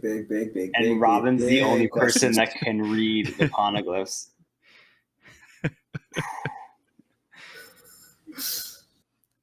Yeah, so, this is wild. This is part of the reason why Nico Robin is considered to be so dangerous. Mm-hmm. Like, the world government is threatened that she is out there. But a lot of people, like Spinem doesn't know this layer of why, Robin is so valuable either. But he knows that she can reactivate the ancient weapon. That's what he knows. But he's ignorant to the rest of the history because this is all essentially kept under wraps with the Ohara incident. Right, and it's like it also kind of gives reason to these weapons of like there is this overwhelming force that needs to be checked, or this overwhelming power that needs to be checked, and these are some tools that could even the scales. We were talking about the puzzle pieces like falling into place, and we just got like a ton of new little puzzle pieces sliding into place. Yeah. Joel, what you said about Spandam not knowing, that's something I never really dwelled on. And then it occurs to me, no one knows this aspect of it, which I think one thing that's always sat kind of strange with me, not something I've been like fully like in disbelief of or like mad at, but the fact that Robin's bounty was 79 million at the age of 8. Yeah.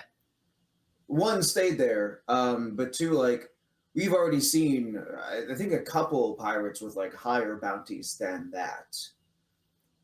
And to me, it's always been like, okay, like if this is such a big deal to them, why is this not like the top of the top? But then it's like, oh no, because if it's too high, people are gonna be like, people can start asking questions. This seems off, and that's So you helped illuminate that for me. So thank you for that. And you helped illuminate that for me too. So because I also had that same thought too. It's like,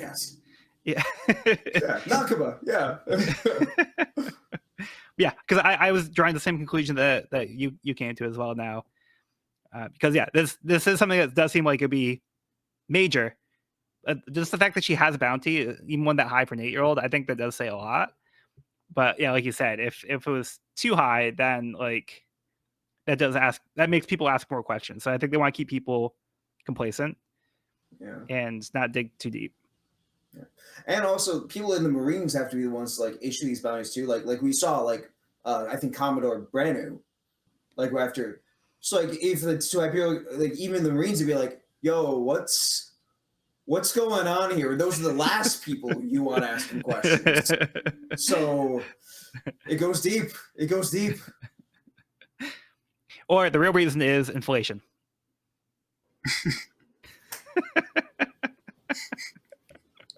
This is 20 years ago. Bad.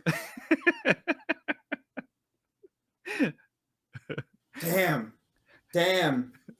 Back in my day, bounties were only 79 million. And you can bring her to government and stop them from having world-ending weapons, and now it's just it doesn't pay the bills the same. Bounty hunting ain't what it used to be. That's why we don't see any. Yeah. So I don't fucking see any of this series aside from Zoro. Oh, whoa, and Johnny and Yosaku.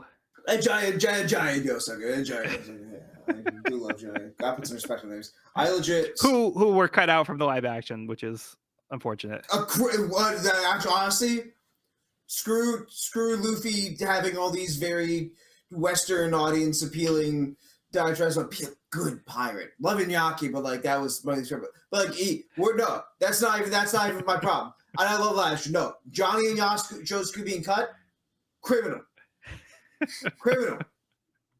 All right, but yeah, don't want to go off on too much of a tangent. That's all. I'm cutting myself. Cut characters, but yeah, yep. Because there's so many characters that would be nice to have in there, but you know they did what they could. Yeah. But yeah, this whole thing is just fascinating. I wish we can get more information, but I think this is enough to hold us over for right now. For you know what like the significance is of the poneglyphs. Yeah, it's pretty cool seeing the 5 elders kind of breaking a sweat. Yeah. Yeah, like he knows too much. Like, shoot him. Yeah, I liked how it would have kind of cut to like their silhouette, like their faces in shadow, and just kind of them being like, "Oh shit, they knew too much." Yeah, like this is worse than we thought, and they're already ready to wipe them out. They just laid it all out, like. Yeah, a very satisfying read. I thought that was really well done. Yeah, so the Buster Call is officially the Buster Call is officially triggered. So yeah, now, we see the golden transponder snail connects to the silver transponder snail, and then that lets all the other ships know to activate the Buster Call, and they all move in, start firing on the island. And right below that panel with the golden transponder snail, Robin has what I think is like one of the most like painful lines of this chapter, and maybe the flashback, but I'd have to look at the whole flashback again. Of no, I don't want to be all alone, which is such a 1-8, which just shows like how much she progresses between then and now. That she's so willing to admit that and like needs to say that in this moment, then it's the last thing she can say here at Enies Lobby. It's man, this poor fucking kid. Yeah, I think I mean this whole thing is like gets me, but like also it feels so tragic how she's like, I've grown some, but don't you remember me? Like she's like trying to plead, be like did you forget about me? Like was I not that important to you? Like like I've been waiting for you, like, but yeah, don't like I'm so Robin, like don't you recognize me? Like and then she's like, you're really not my mother, like. Yeah, so she's having like a hard time accepting it because she's sure that's her mom, even though she hasn't seen her in so long. But like, yeah, she's so desperate, and then she like blurts out that she can read the poneglyphs too, which is like the last thing that she should have said right now. Yeah, that was such a gut punch because that was kind of like the whole reason why Olvia is trying to ignore this situation is not to draw light onto Robin, and then Robin inevitably, through trying to get her attention, draws that exact attention that was trying to be avoided. So it was kind of like all for naught. Yeah, she followed her mother's footsteps, like exactly. So on the other hand, though, I don't think this is like was her aim with it. But by eliminating the reason why Olvia needs to conceal herself from Robin, that does get her exactly what she like wants most in that moment, which is like her mother's love. So it's like, okay, even when you're not trying to be smart, in a way, you're pretty damn smart. Yep. Yeah. In this one aspect of it, like otherwise it's like, but like you do you. Yeah, that's like the one thing she could have said to be like to get her mom to kind of backtrack on her decision to try to distance her, because she can no longer protect her daughter from her quote unquote sins, you know. Yep. And now it's more urgent that she gives that to Robin because now there's just not time. time to speed run this relationship here. Because they're about to put the cinder in Cinderella. I'm sorry.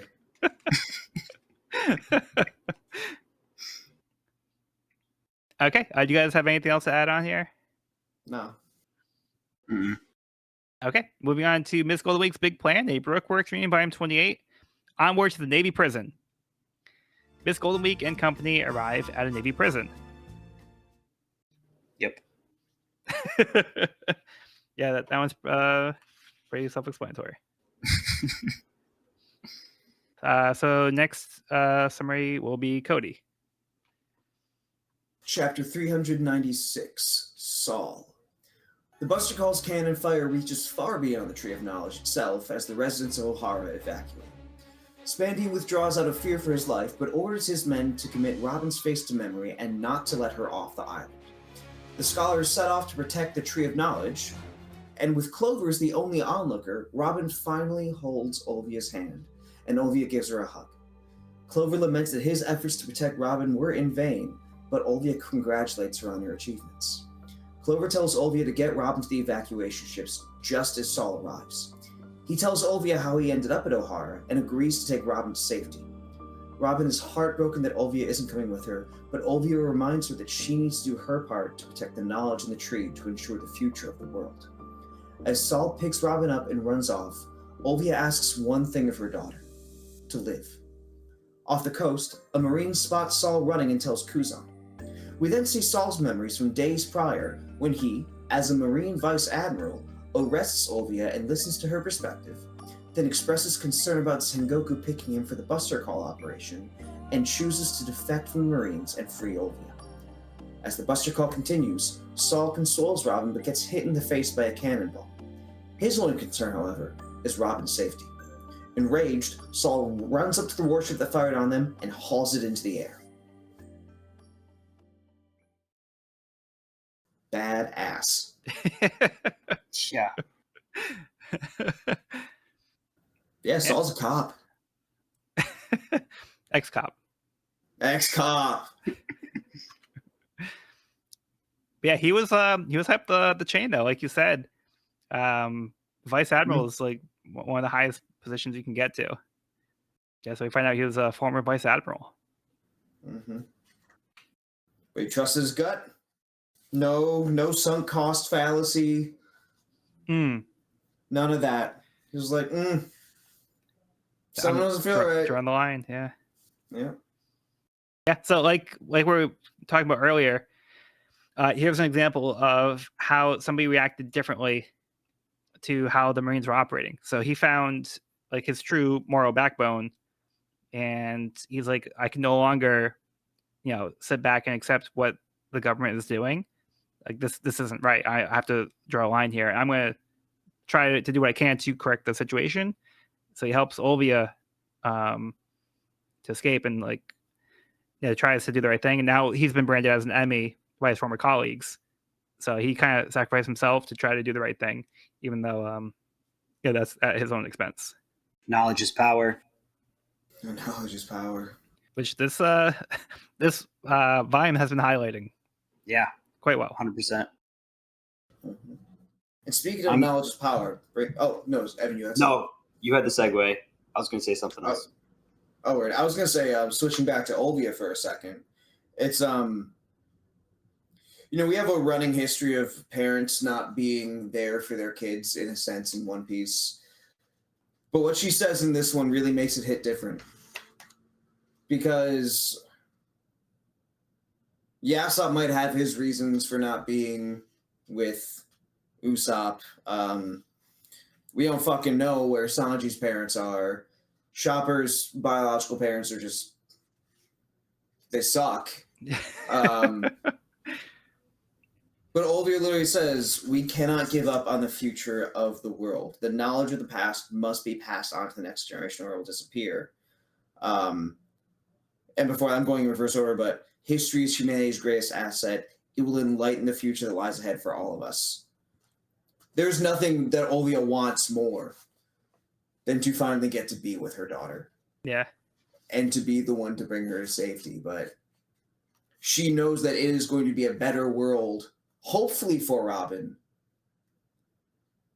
And beyond Robin, if they can just preserve this knowledge, if that is like the one hope that they have. So in a way, it is very widely parental, but sadly not immediate, which still hurts.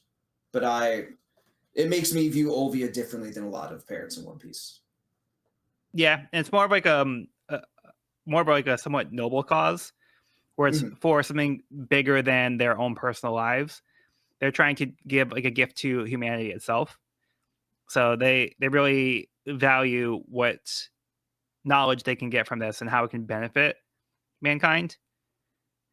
Unfortunately, the world government has a different opinion on what this will do for mankind.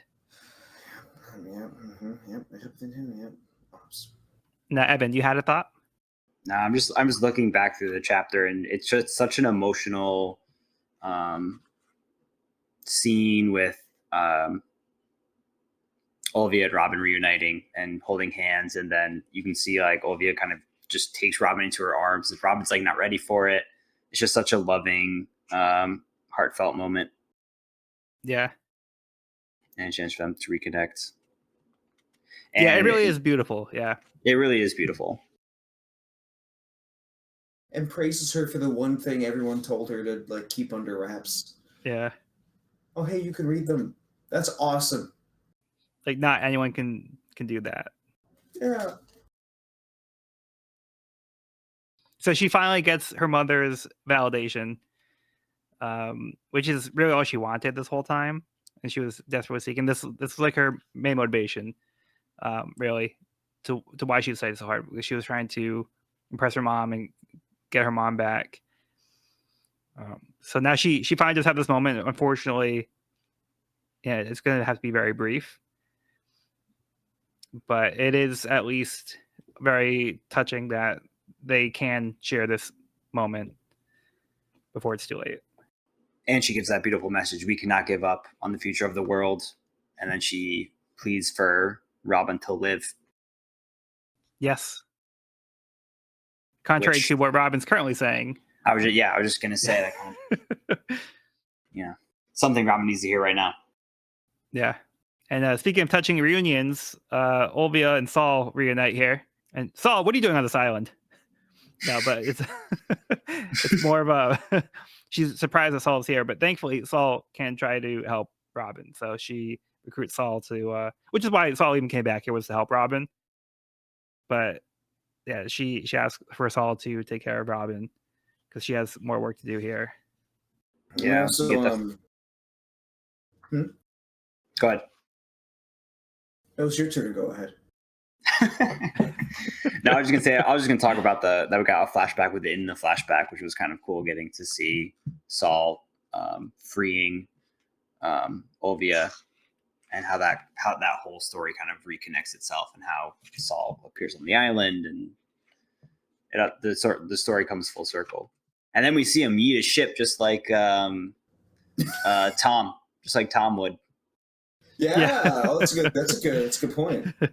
Lifting up ships like they're nothing. And I also just realized that Olvia was the only survivor of this incident. Like Robin is the only survivor of the Ohara incident.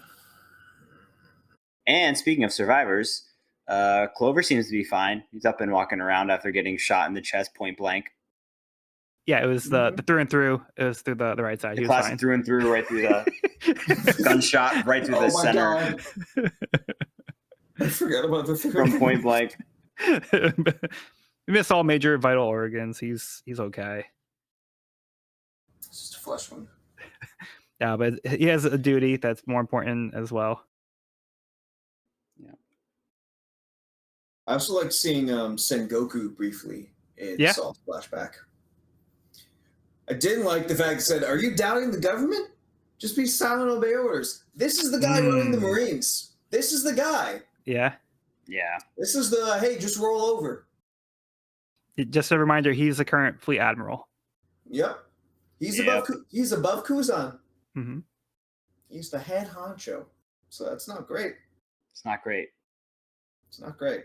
But I did just notice the goat is still munching on paper in the back on the bottom of the page.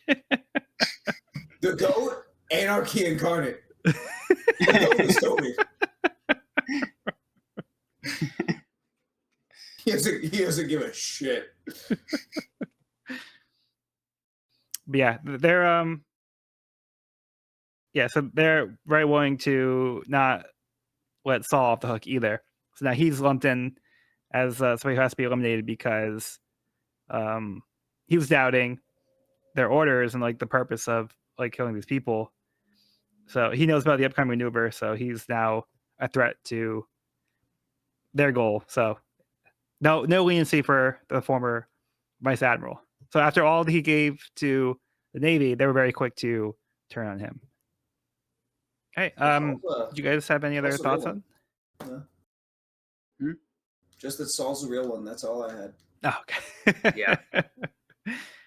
All right, let's move on to Miss Golden Week's big plan, a Baroque Works Reunion Volume 29, pretending to be captured to infiltrate the prison.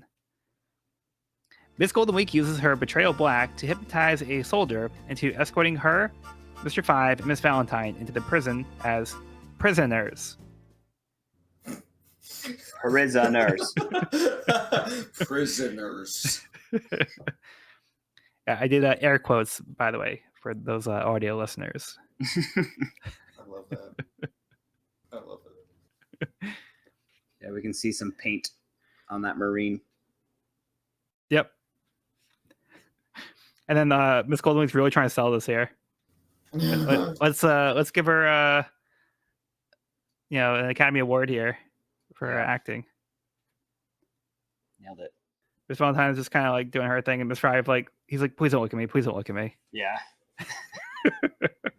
What do I do with my hands? What do I do with my hands? Oh, there's handcuffs. What's that? All right. Moving on to chapter 397, in hopes of reaching the future. To the Marines' confusion, Saul has defected and destroyed one of their ships. Meanwhile, the scholars continue their desperate attempt at saving the books, throwing them into the lake near the Tree of Knowledge. Saul shouts to Robin to run for the evacuation ship. Before she does, she looks in horror as her home burns, and she has to leave her mother behind, but tries to honor her mother's wish for her to live.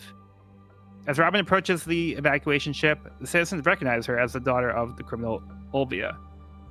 The ones on board are conflicted, but she's just a child, so one of the Marines say that they'll throw down a rope for her. She doesn't need one, as she can use her devil fruit powers, which freaks everyone out, and they call her a monster and a demon as they scare her off.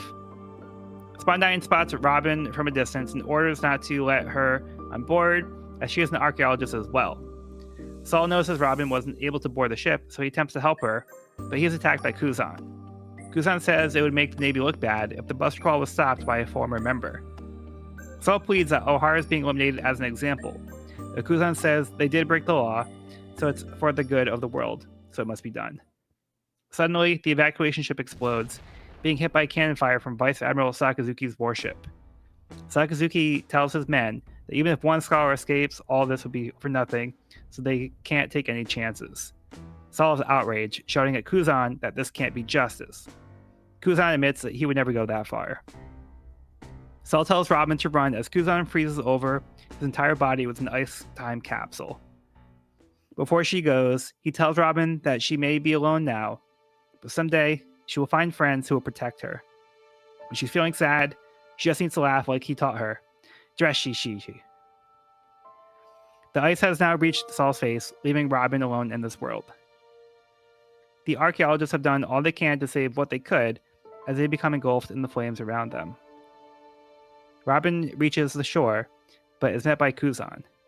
He has a rowboat for her and has decided to let her escape this island, curious as to what Robin will become as she grows up. He throws a path in ice to the next island for her to follow. He reminds her he is not an ally, and if she does anything in the future, he will be the one to stop her. She asks about her mother, but he says that there is no saving anyone else on the island, and choosing to go back for them would be choosing death. As Robin rows away from the burning island, she thinks back on all the people she has lost. She tries to hold back her tears as she says, Dereshi, but she begins to cry.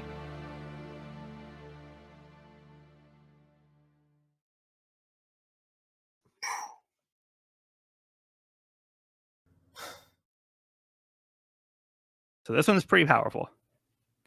Yeah. And it's He's one thing heavy. to get to hear about the incident, and that's a different thing to see it play out like this. Yeah. Yeah, this is absolutely heartbreaking and illuminating for some. It was it was just like a really vile decision made by the government that's unforgivable. And Kuzan is able to realize that only because it happens right in front of his face. Yeah. But at least he is able to, I guess, take matters into his own hands in the sense that he lets Robin survive, which is what Saul would have wanted. It's a shame that Saul had to suffer the consequences, but Kuzan couldn't like save face and let Saul live. Yeah. But man, it's just brutal. It's just such a brutal chapter. And like that final scene of Robin like paddling off and like trying to laugh and like bursting into tears, I was like, that hit deep. Yeah. It's like, man, That's a tough one. ugh, that was tough. Yeah, she's doing her best to try to keep it together and do what Saul said, to try to like laugh when she doesn't feel like laughing, to try to make herself feel better. But like, you know, there's only so much that you can do in that case. So yeah, she can only hold back for so long because she lost everything. Like everybody that she knew is now gone, and she's on her own, and she just had to, live through that horrific incident. Yeah. And beat by beat, the association of, oh, this person shows love for me, or I tried to do something for them and and I lose them. Yeah. Yeah. It's another really good point. Yeah.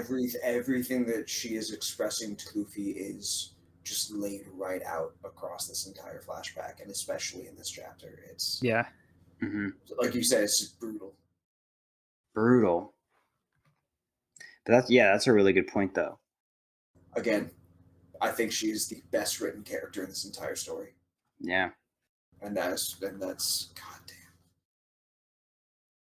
Yeah, because it makes all of her actions up there. She's up there. Sorry. Yeah, it makes all of her actions like in the current time make a lot more sense. Like it's like, why is she refusing this help? Like, can't she see her friends are here for her? They're trying to help her, Right. and she cannot accept it because of all that she's experienced. We see examples of people in the past who try to help her, like, and she doesn't want to be a burden. She doesn't want people to sacrifice themselves for her. Like, she's seen enough people go for her expense. Yeah, so it all makes sense now seeing this context, and it really does an amazing job fleshing out her character in the present from all this information from the flashback. Yeah. And she's given so many reasons to the Straw Hats as far as, oh, this is why you shouldn't save me. Right. I told you not to. You'll die. I'm a burden. And every single one of them is addressed here. Yeah. Well, we will get another one in the next chapter. Right. But, yes. But yeah. But they are all addressed in this flashback. Yeah. Right. Yeah. And what we get later too, it's just like, it's so wonderfully done.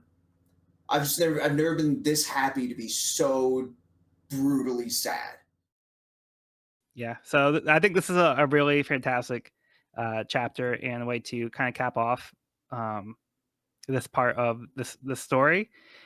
We also see, once again, Robin is rejected by the citizens for being different when she goes to the evacuation ship. They still can't accept her, even when it's like it's an 8-year-old child. Their lives are in danger. Everybody's dying. Instead of being like, we need to like save everybody we can, like, and then we can get out of here. It's like, oh no, like she's too different. We don't want her with us. She might kill us all.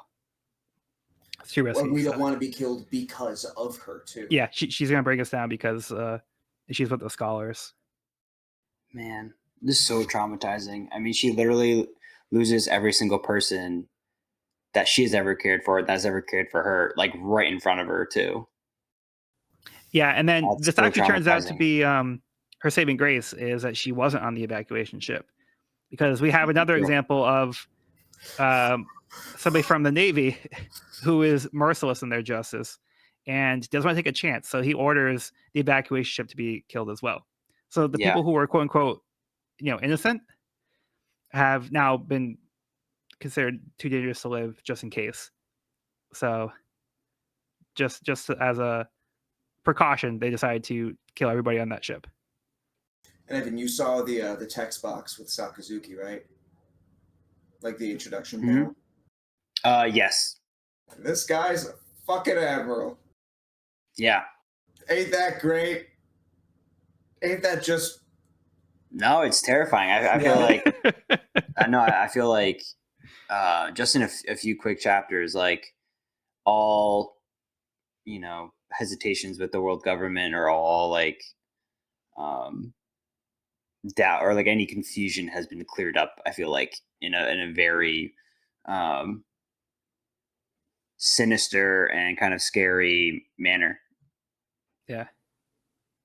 And like Clover's whole breakdown kind of pointing the world government out to be the enemy. And it's like, we've had these thoughts before. We've had these conversations before, but I feel like we've never been like, this is true corruption and they are absolutely evil. It's like we've seen like bits and pieces that was like, I don't think that was very just, or I don't see justice in this. This was not a good order, but like here it just seems to be pure evil, and just like ruthless power exercised on a whim and with a lot of lives in the balance. Yeah, Oda's really like laying out on the table here. Yeah, it's like a really pivotal like world building change. But yeah, so this is an example of this is another extreme for the Navy, where we have another person who was promoted to Admiral Aki Ino. So we see him compared to Kuzan, who he seems to be going the other way now, whereas like he was a little bit more lenient. So he couldn't bring it upon himself to kill this 8-year-old, and he actually saves her. So he could have maybe like let somebody else deal with her, but he does actually take actions to save her life. He didn't spare Saul the same way, but he did at least try to give Robin a chance. So he's like, this may be a mistake, but I have to see how this goes, and then I admit responsibility. If this ends up being a mistake, I will do what I can to step up in the future to stop you. So he says, don't mistake me for an ally. Like, I'm not your friend. But he does have a conscience here. I think Saul kind of got to him a little bit, where he made him kind of question himself, where he sees Sakazuki go to the extreme, kill innocent people. So Kuzan doesn't want to resort to that as well. Yeah. And it felt like Kuzan wanted to fulfill Saul's goal, like Saul's goal of saving Robin. Right. Like it also felt like a respect specifically to Saul and what he was trying to do. Agreed. I think that's honestly what I like so much about this presentation of Kuzan here, is that there are so many influences for this one action.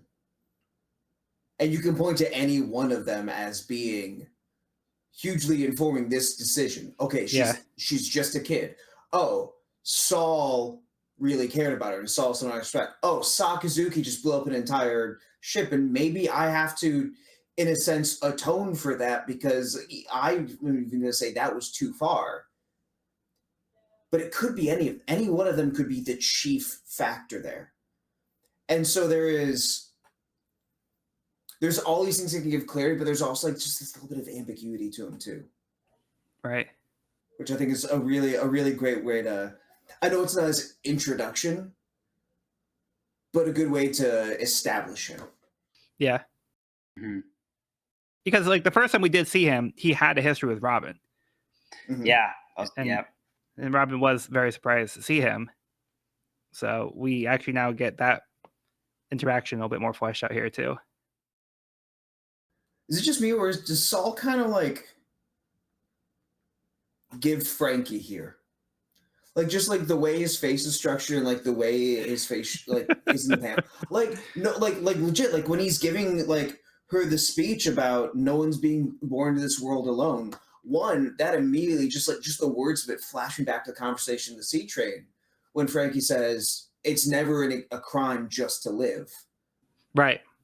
But just like the way the space in the panel's face takes up, like just the general structure of his face, a little wider at the bottom than the butt chin, but like this just makes me think of Frankie. I don't know. Yeah, and it just I can see that. It brings me back to the conversations they've been having. I was like, oh, okay.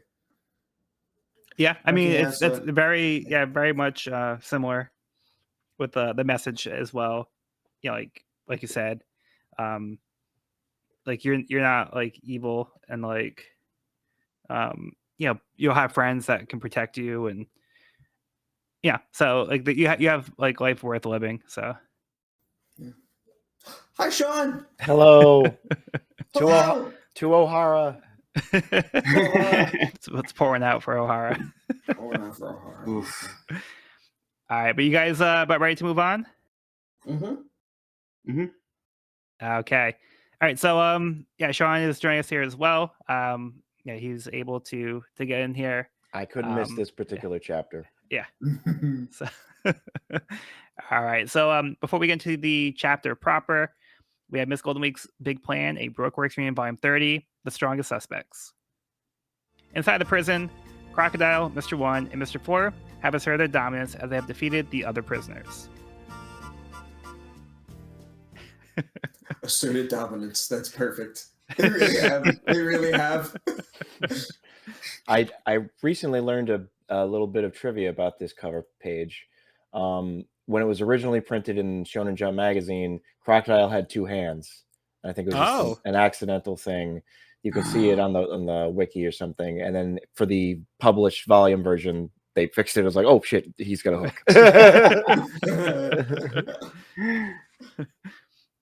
So he's not hiding a hand under that hook. It's not just for show. Yeah, so nice little visit from the other members of Baroque Works, and now we have a sense of why Miss Golden Week decided to go to this prison. Okay, let's get Cody's summary for the next chapter. All right, chapter 398, Declaration of War. After the buster call, Marines inspect the remains of Ohara and notice a lake bed filled completely with books. A picture of Robin on a passenger ship makes its way to the Marines, and they issue a 79 million berry bounty on her head in response. Robin flees from one delicate living situation to another as civilians housing her rat her out to the Marines time after time, and criminals curse her name as the Marines come for them and she escapes, all as she tries to find the poneglyphs and finds herself increasingly ostracized from society. At the age of 16, she meets with Sir Crocodile and joins Baroque Works. In the present, Robin warns Spandam that he doesn't understand the full consequences of the buster call, but he doesn't listen. She then tries once more to dissuade the Straw Hats from trying to save her, since she believes that with the world itself pursuing her, she will always be a burden to inevitably be cast aside. Spandam revels in her misery and takes the chance to boast about the power of the government, reminding them of the 170 nations comprising it as he points to the flag. Luffy responds to this by calmly telling Sniper King to shoot that flag down. Sniper King uses his new weapon, Kabuto, to shoot a bird-shaped fireball right at the flag, burning it to cinders. The personnel at Annie's lobby are flabbergasted, and Spandam babbles that there's no way the Straw Hats can survive, but Luffy yells back and embraces the threat head-on. Luffy is ready to invade, but tells Robin that he needs her to say she wants them to.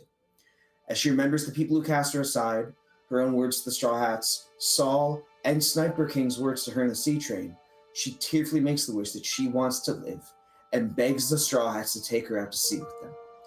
The drawbridge begins to lower, and the Straw Hats are finally ready to get their friend back. Let's go! Oh, Hype. Shoot down that flag. yes. The words that echoed across an ocean. Just like, Gotta be one of the like top moments thus far. I will say, up to current day One Piece chapters, it is still in like my top 5. Yeah. God damn. Yeah, easily one of the coolest moments. Oh my gosh. Just like how cool, calm, and collected that whole sequence was. Can I gush about it for a minute? Oh, Yes, please. Yeah, go for it, John. Just this is like what I there is zero hesitation from Usopp. And I'm like, as fun as we have with the Sniper King thing here, we're going to drop that act for a bit because I want to focus on Usopp.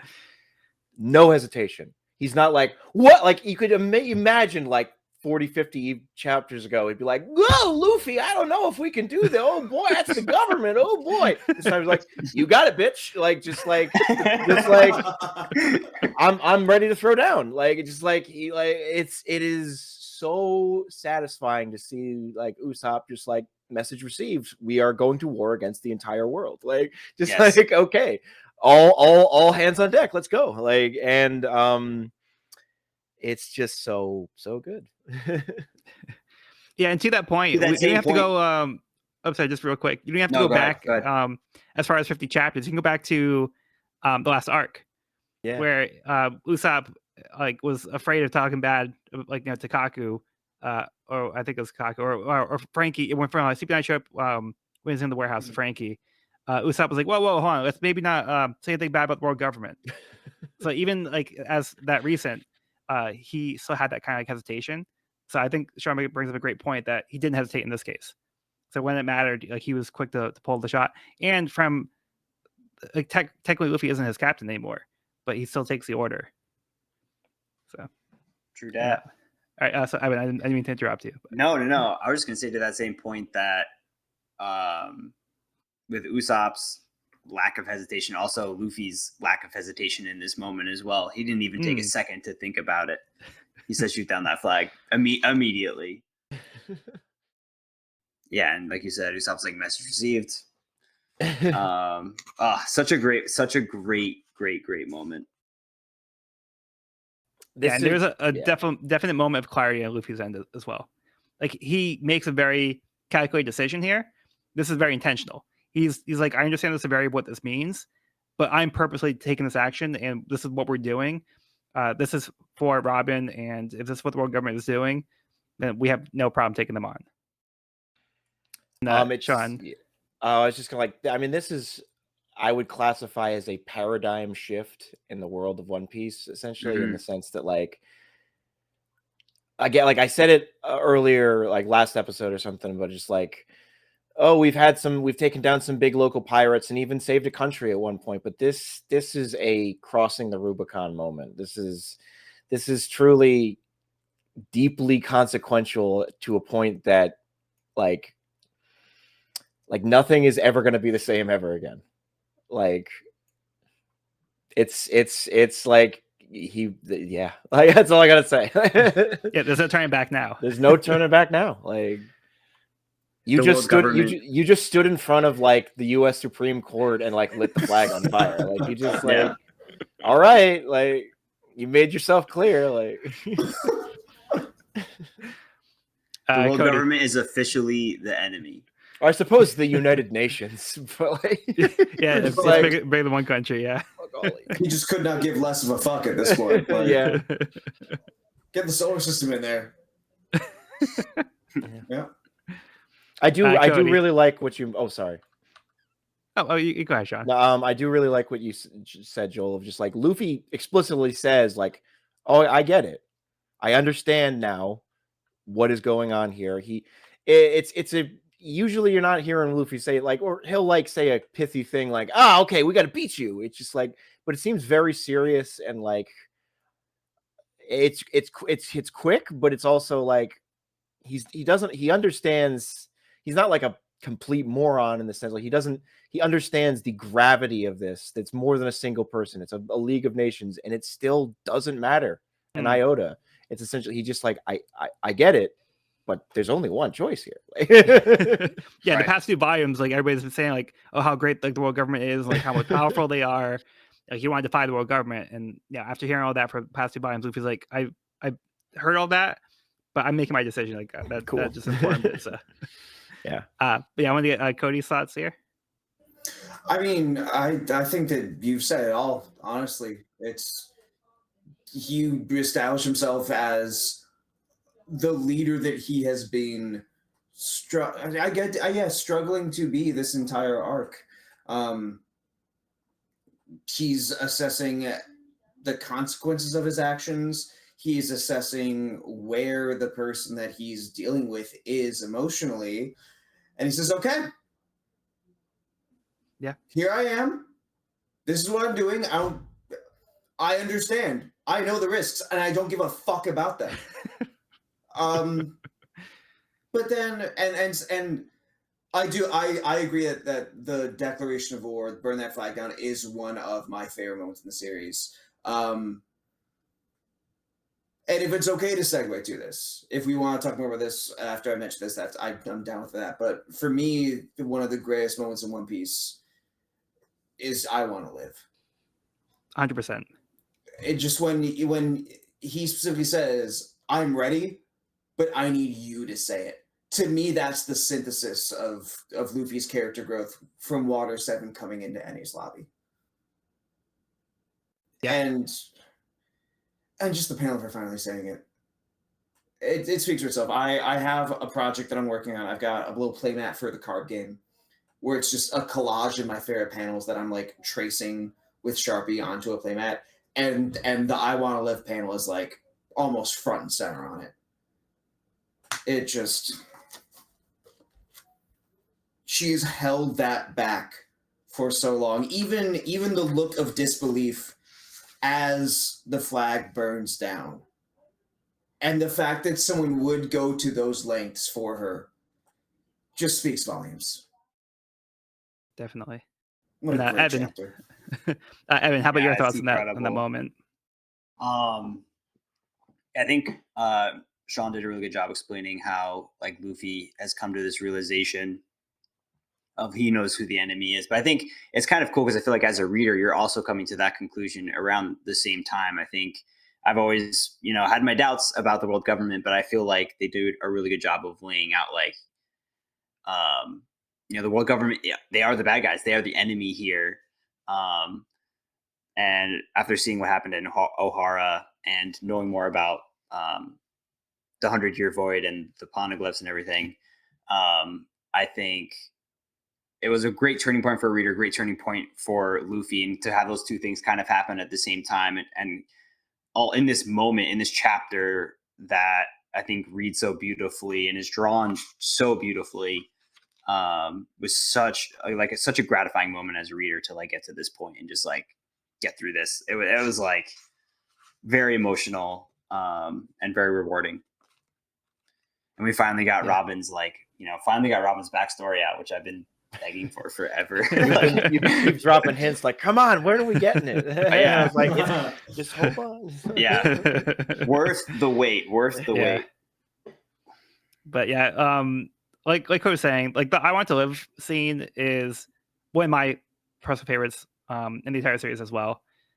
Yeah, shooting down the flag also up there. It's like this chapter alone has two of my favorite moments. So like if you ask me like to think of like one of my favorite scenes, like off the top of my head, like I Want to Live would probably be like the first one that comes up. It's so impactful, especially after Robin fighting this and resisting this like all this time and like trying to spare her friends the trouble, like, and she's been saying, I want to die, like I have nothing to live for, like I'm not worth it, like I'm just gonna take you down with me, like all these like negative things. And now she can freely admit that she does want to live. She wants to, like, she doesn't want to end her life here. She has more to live for, but she can finally say that. Like Luffy's given her the hope that she needs in order to admit that to herself and to everyone else around her. So that's a really powerful and impactful moment. And I think Evan, if you haven't, I mean, you haven't seen the anime, but this is like a scene like you should see in the anime. Yeah, because like the way like it's done is, it's incredible. And like this scene like always brings me to tears. Like it's one of the most powerful moments in the entire series, from my opinion.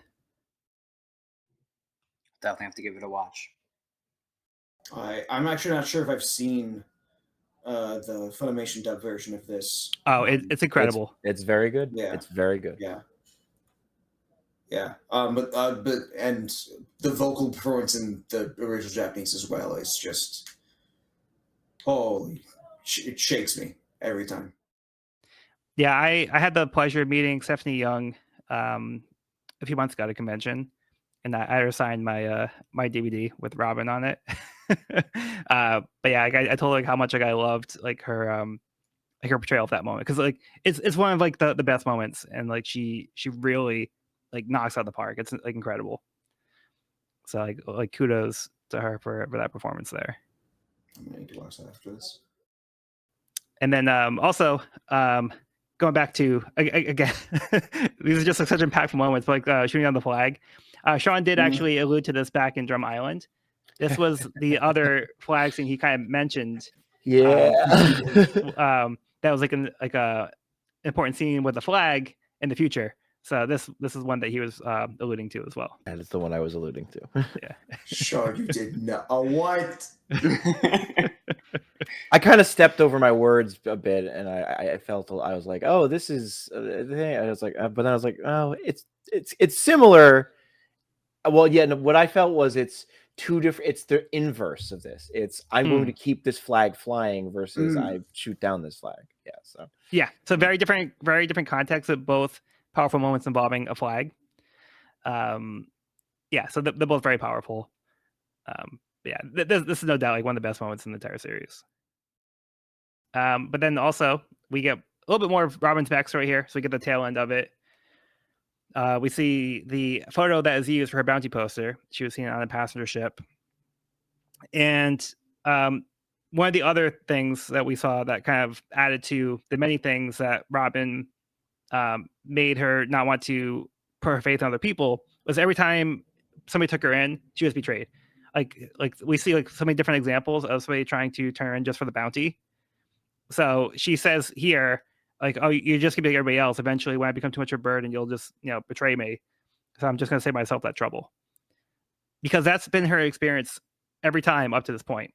Nobody has taken her in and legitimately cared about her. They just saw her as like a sum of money that they can cash in on. meal ticket, baby. Yeah. Yeah. So she's always lived a life on the run by the very nature of it. So this is why, she did have to, they said before that she'd be like the only one left of an organization, was because like it was a survival thing. It was the only thing she could do when everybody would turn on her. So in order to actually live, she would have to like, escape for her life. And the progression shown in just those 3-4 pages of just how much worse every situation is from the last just makes that transition from a kid on a raft to working with Crocodile that much more believable, and adds that much more to the decision that she is making in this arc. Oh, Crocodile somehow finds out about the ancient weapons and the poneglyphs. So remember, this is not common knowledge. Somehow this has come across his radar. I think the weapons are common knowledge. But he's aware of the poneglyphs as well. Because he says I heard you can read the poneglyphs. Oh, I understand that you can read the poneglyphs. I want to borrow your power. Borrow. Yeah, just a couple weeks. We'll take care of it. It's also interesting to note that Crocodile appears in both the cover story and within the contents of the chapter itself. Oh, that's a good point. So just a little interesting tidbit. I think it's a cool fact that the books all survived by being thrown into the lake. Mm-hmm. And the poneglyph also would have survived if it wasn't taken by the world government. But although I do wonder how well the books are holding up at being submerged in water. Yeah, I'm not great. Look, yeah. It's all right. They were hardcover books. They're okay. Yeah, totally. That's how it works. That's how it works. Yeah. We also got a little tidbit about the world government flag. They mentioned it's 170 nations allied across the 4 seas and the Grand Line. Hence the icon on the flag. Makes sense. And then also Robin, being a person who actually experienced a bus recall, like she warns that it'll wipe out any lobby, but Spawn thinks that it'd be ridiculous that like their own comrades would be attacked. Yeah. We said previously, like Spawn Dive was like, "Whoa, they're attacking when we're still on the island. We have to get out of here." So we've seen before in the past, so like once they commence the buster calls, like, "Hey, you better get out of the way." So yeah, Spawn doesn't believe it. He thinks, yeah, they'll target, correctly around him. Yeah, totally. Yeah. Easy peasy. We just have a nice little moment too with Frankie. He bursts into tears with the reaction, saying he likes these guys. Like, Oh, I like Yeah. these guys. Yeah. I like you guys now. Hey, you guys Yeah, have Lucci, bloodthirsty. Yeah. Now he has the license to kill. Yeah. So anything else for this one? I just had a random thought. It's not really tied directly to this chapter, but we've been talking a lot about like leadership and how the world government operates. And I feel like through this story, we've met like a lot of people that are great leaders and a lot of people that are just followers. And it seems to be that more and more of these big wigs in the world government or these admirals are more followers than leaders. And they seem to be taking their direction from a higher power without really asking the right questions or having any moral connection to the commands that they're giving. Where on the other hand, we're also seeing some great leaders who would do anything for their crew and are willing to listen to reason and change their mind. And like we've seen plenty of deserters now from the Marines.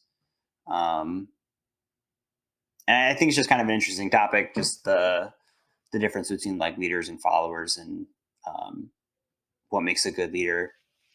So I thought it was just kind of something that's coming more and more into light the more and more information we get about these like world government and how the operations are being run on a more global scale.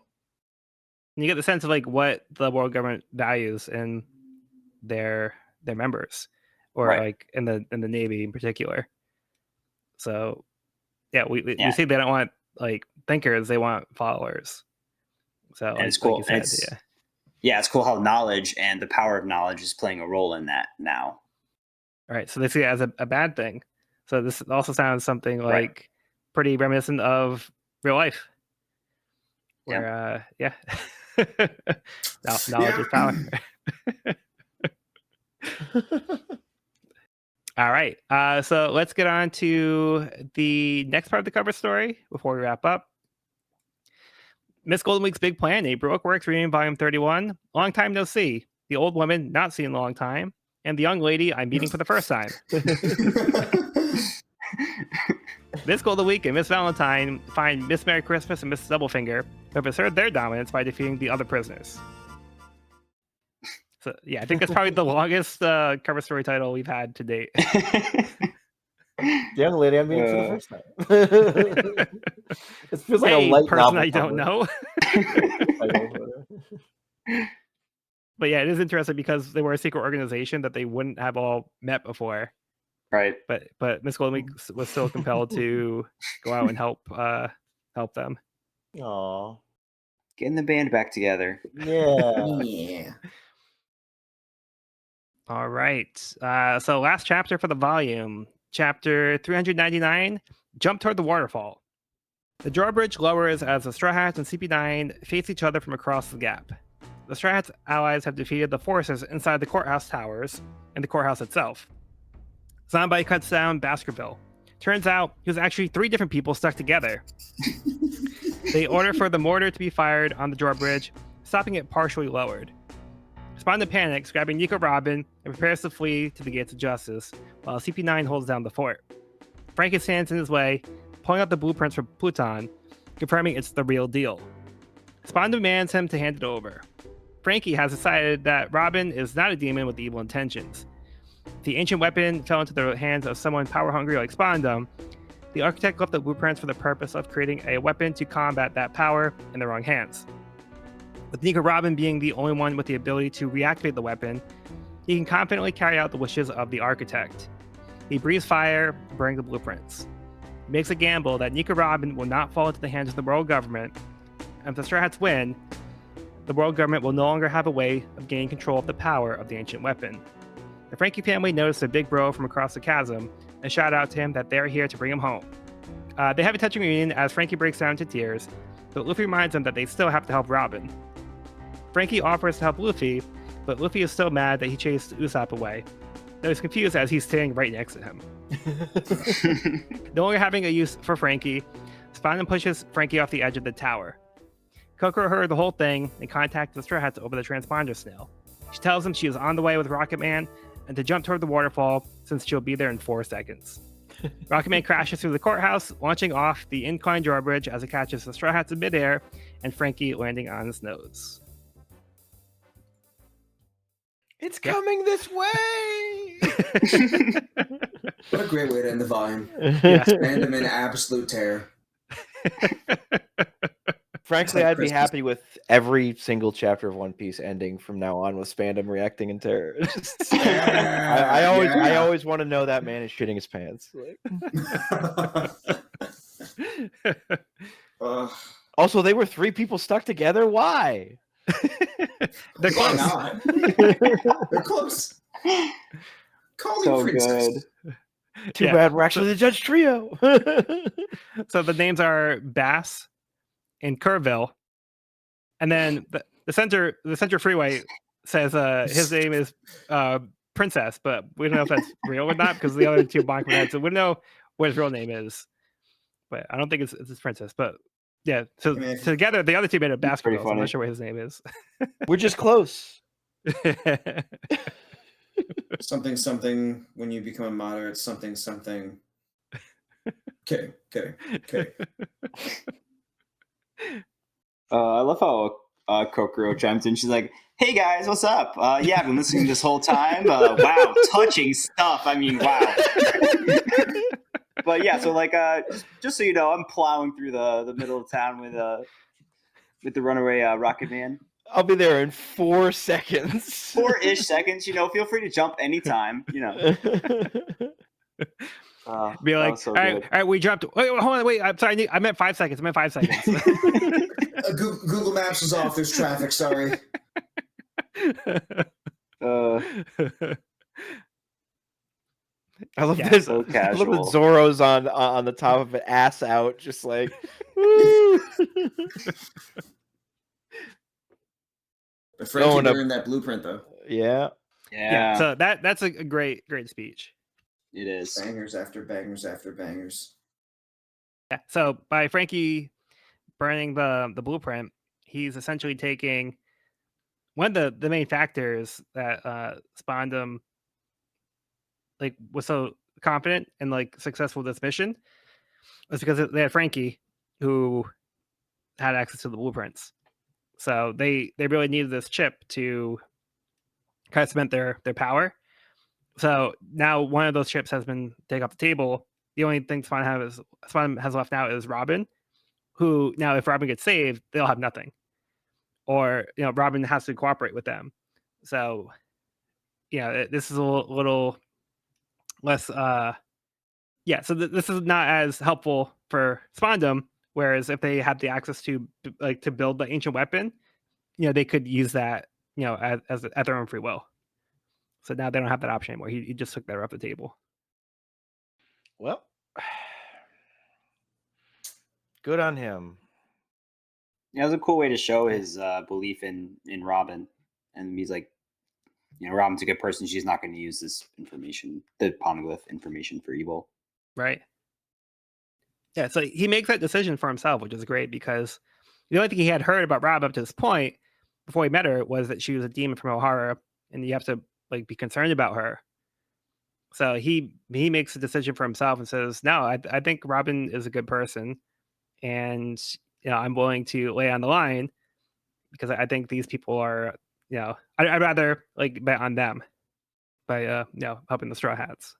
I think Iceberg would be proud of his decision. Yeah. Or understand it. I love how Luffy just grabs everybody to It's just funny seeing his arm stretched around. Like, also the way Zoro's arm is stretched around Luffy's arm almost makes it look like he's got gum powers for a second there. But I would have saw forgiven that him. too. I Yeah, saw that was I like had the same that thought. is like, wait, what? That's okay. he's just reaching really hard. Yeah. Looks like he broke his arm.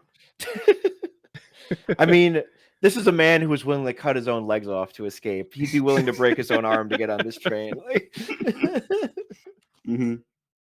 Poor Frankie though. He got the worst seat. And we know he has a cushion. So like That's right. he'll be fine. Yeah, He'll be fine. He'll be fine. He's got this. Oh, and speaking of Frankie, we had this great moment where he also realizes that his family came to save him. Yeah. Yeah, you guys.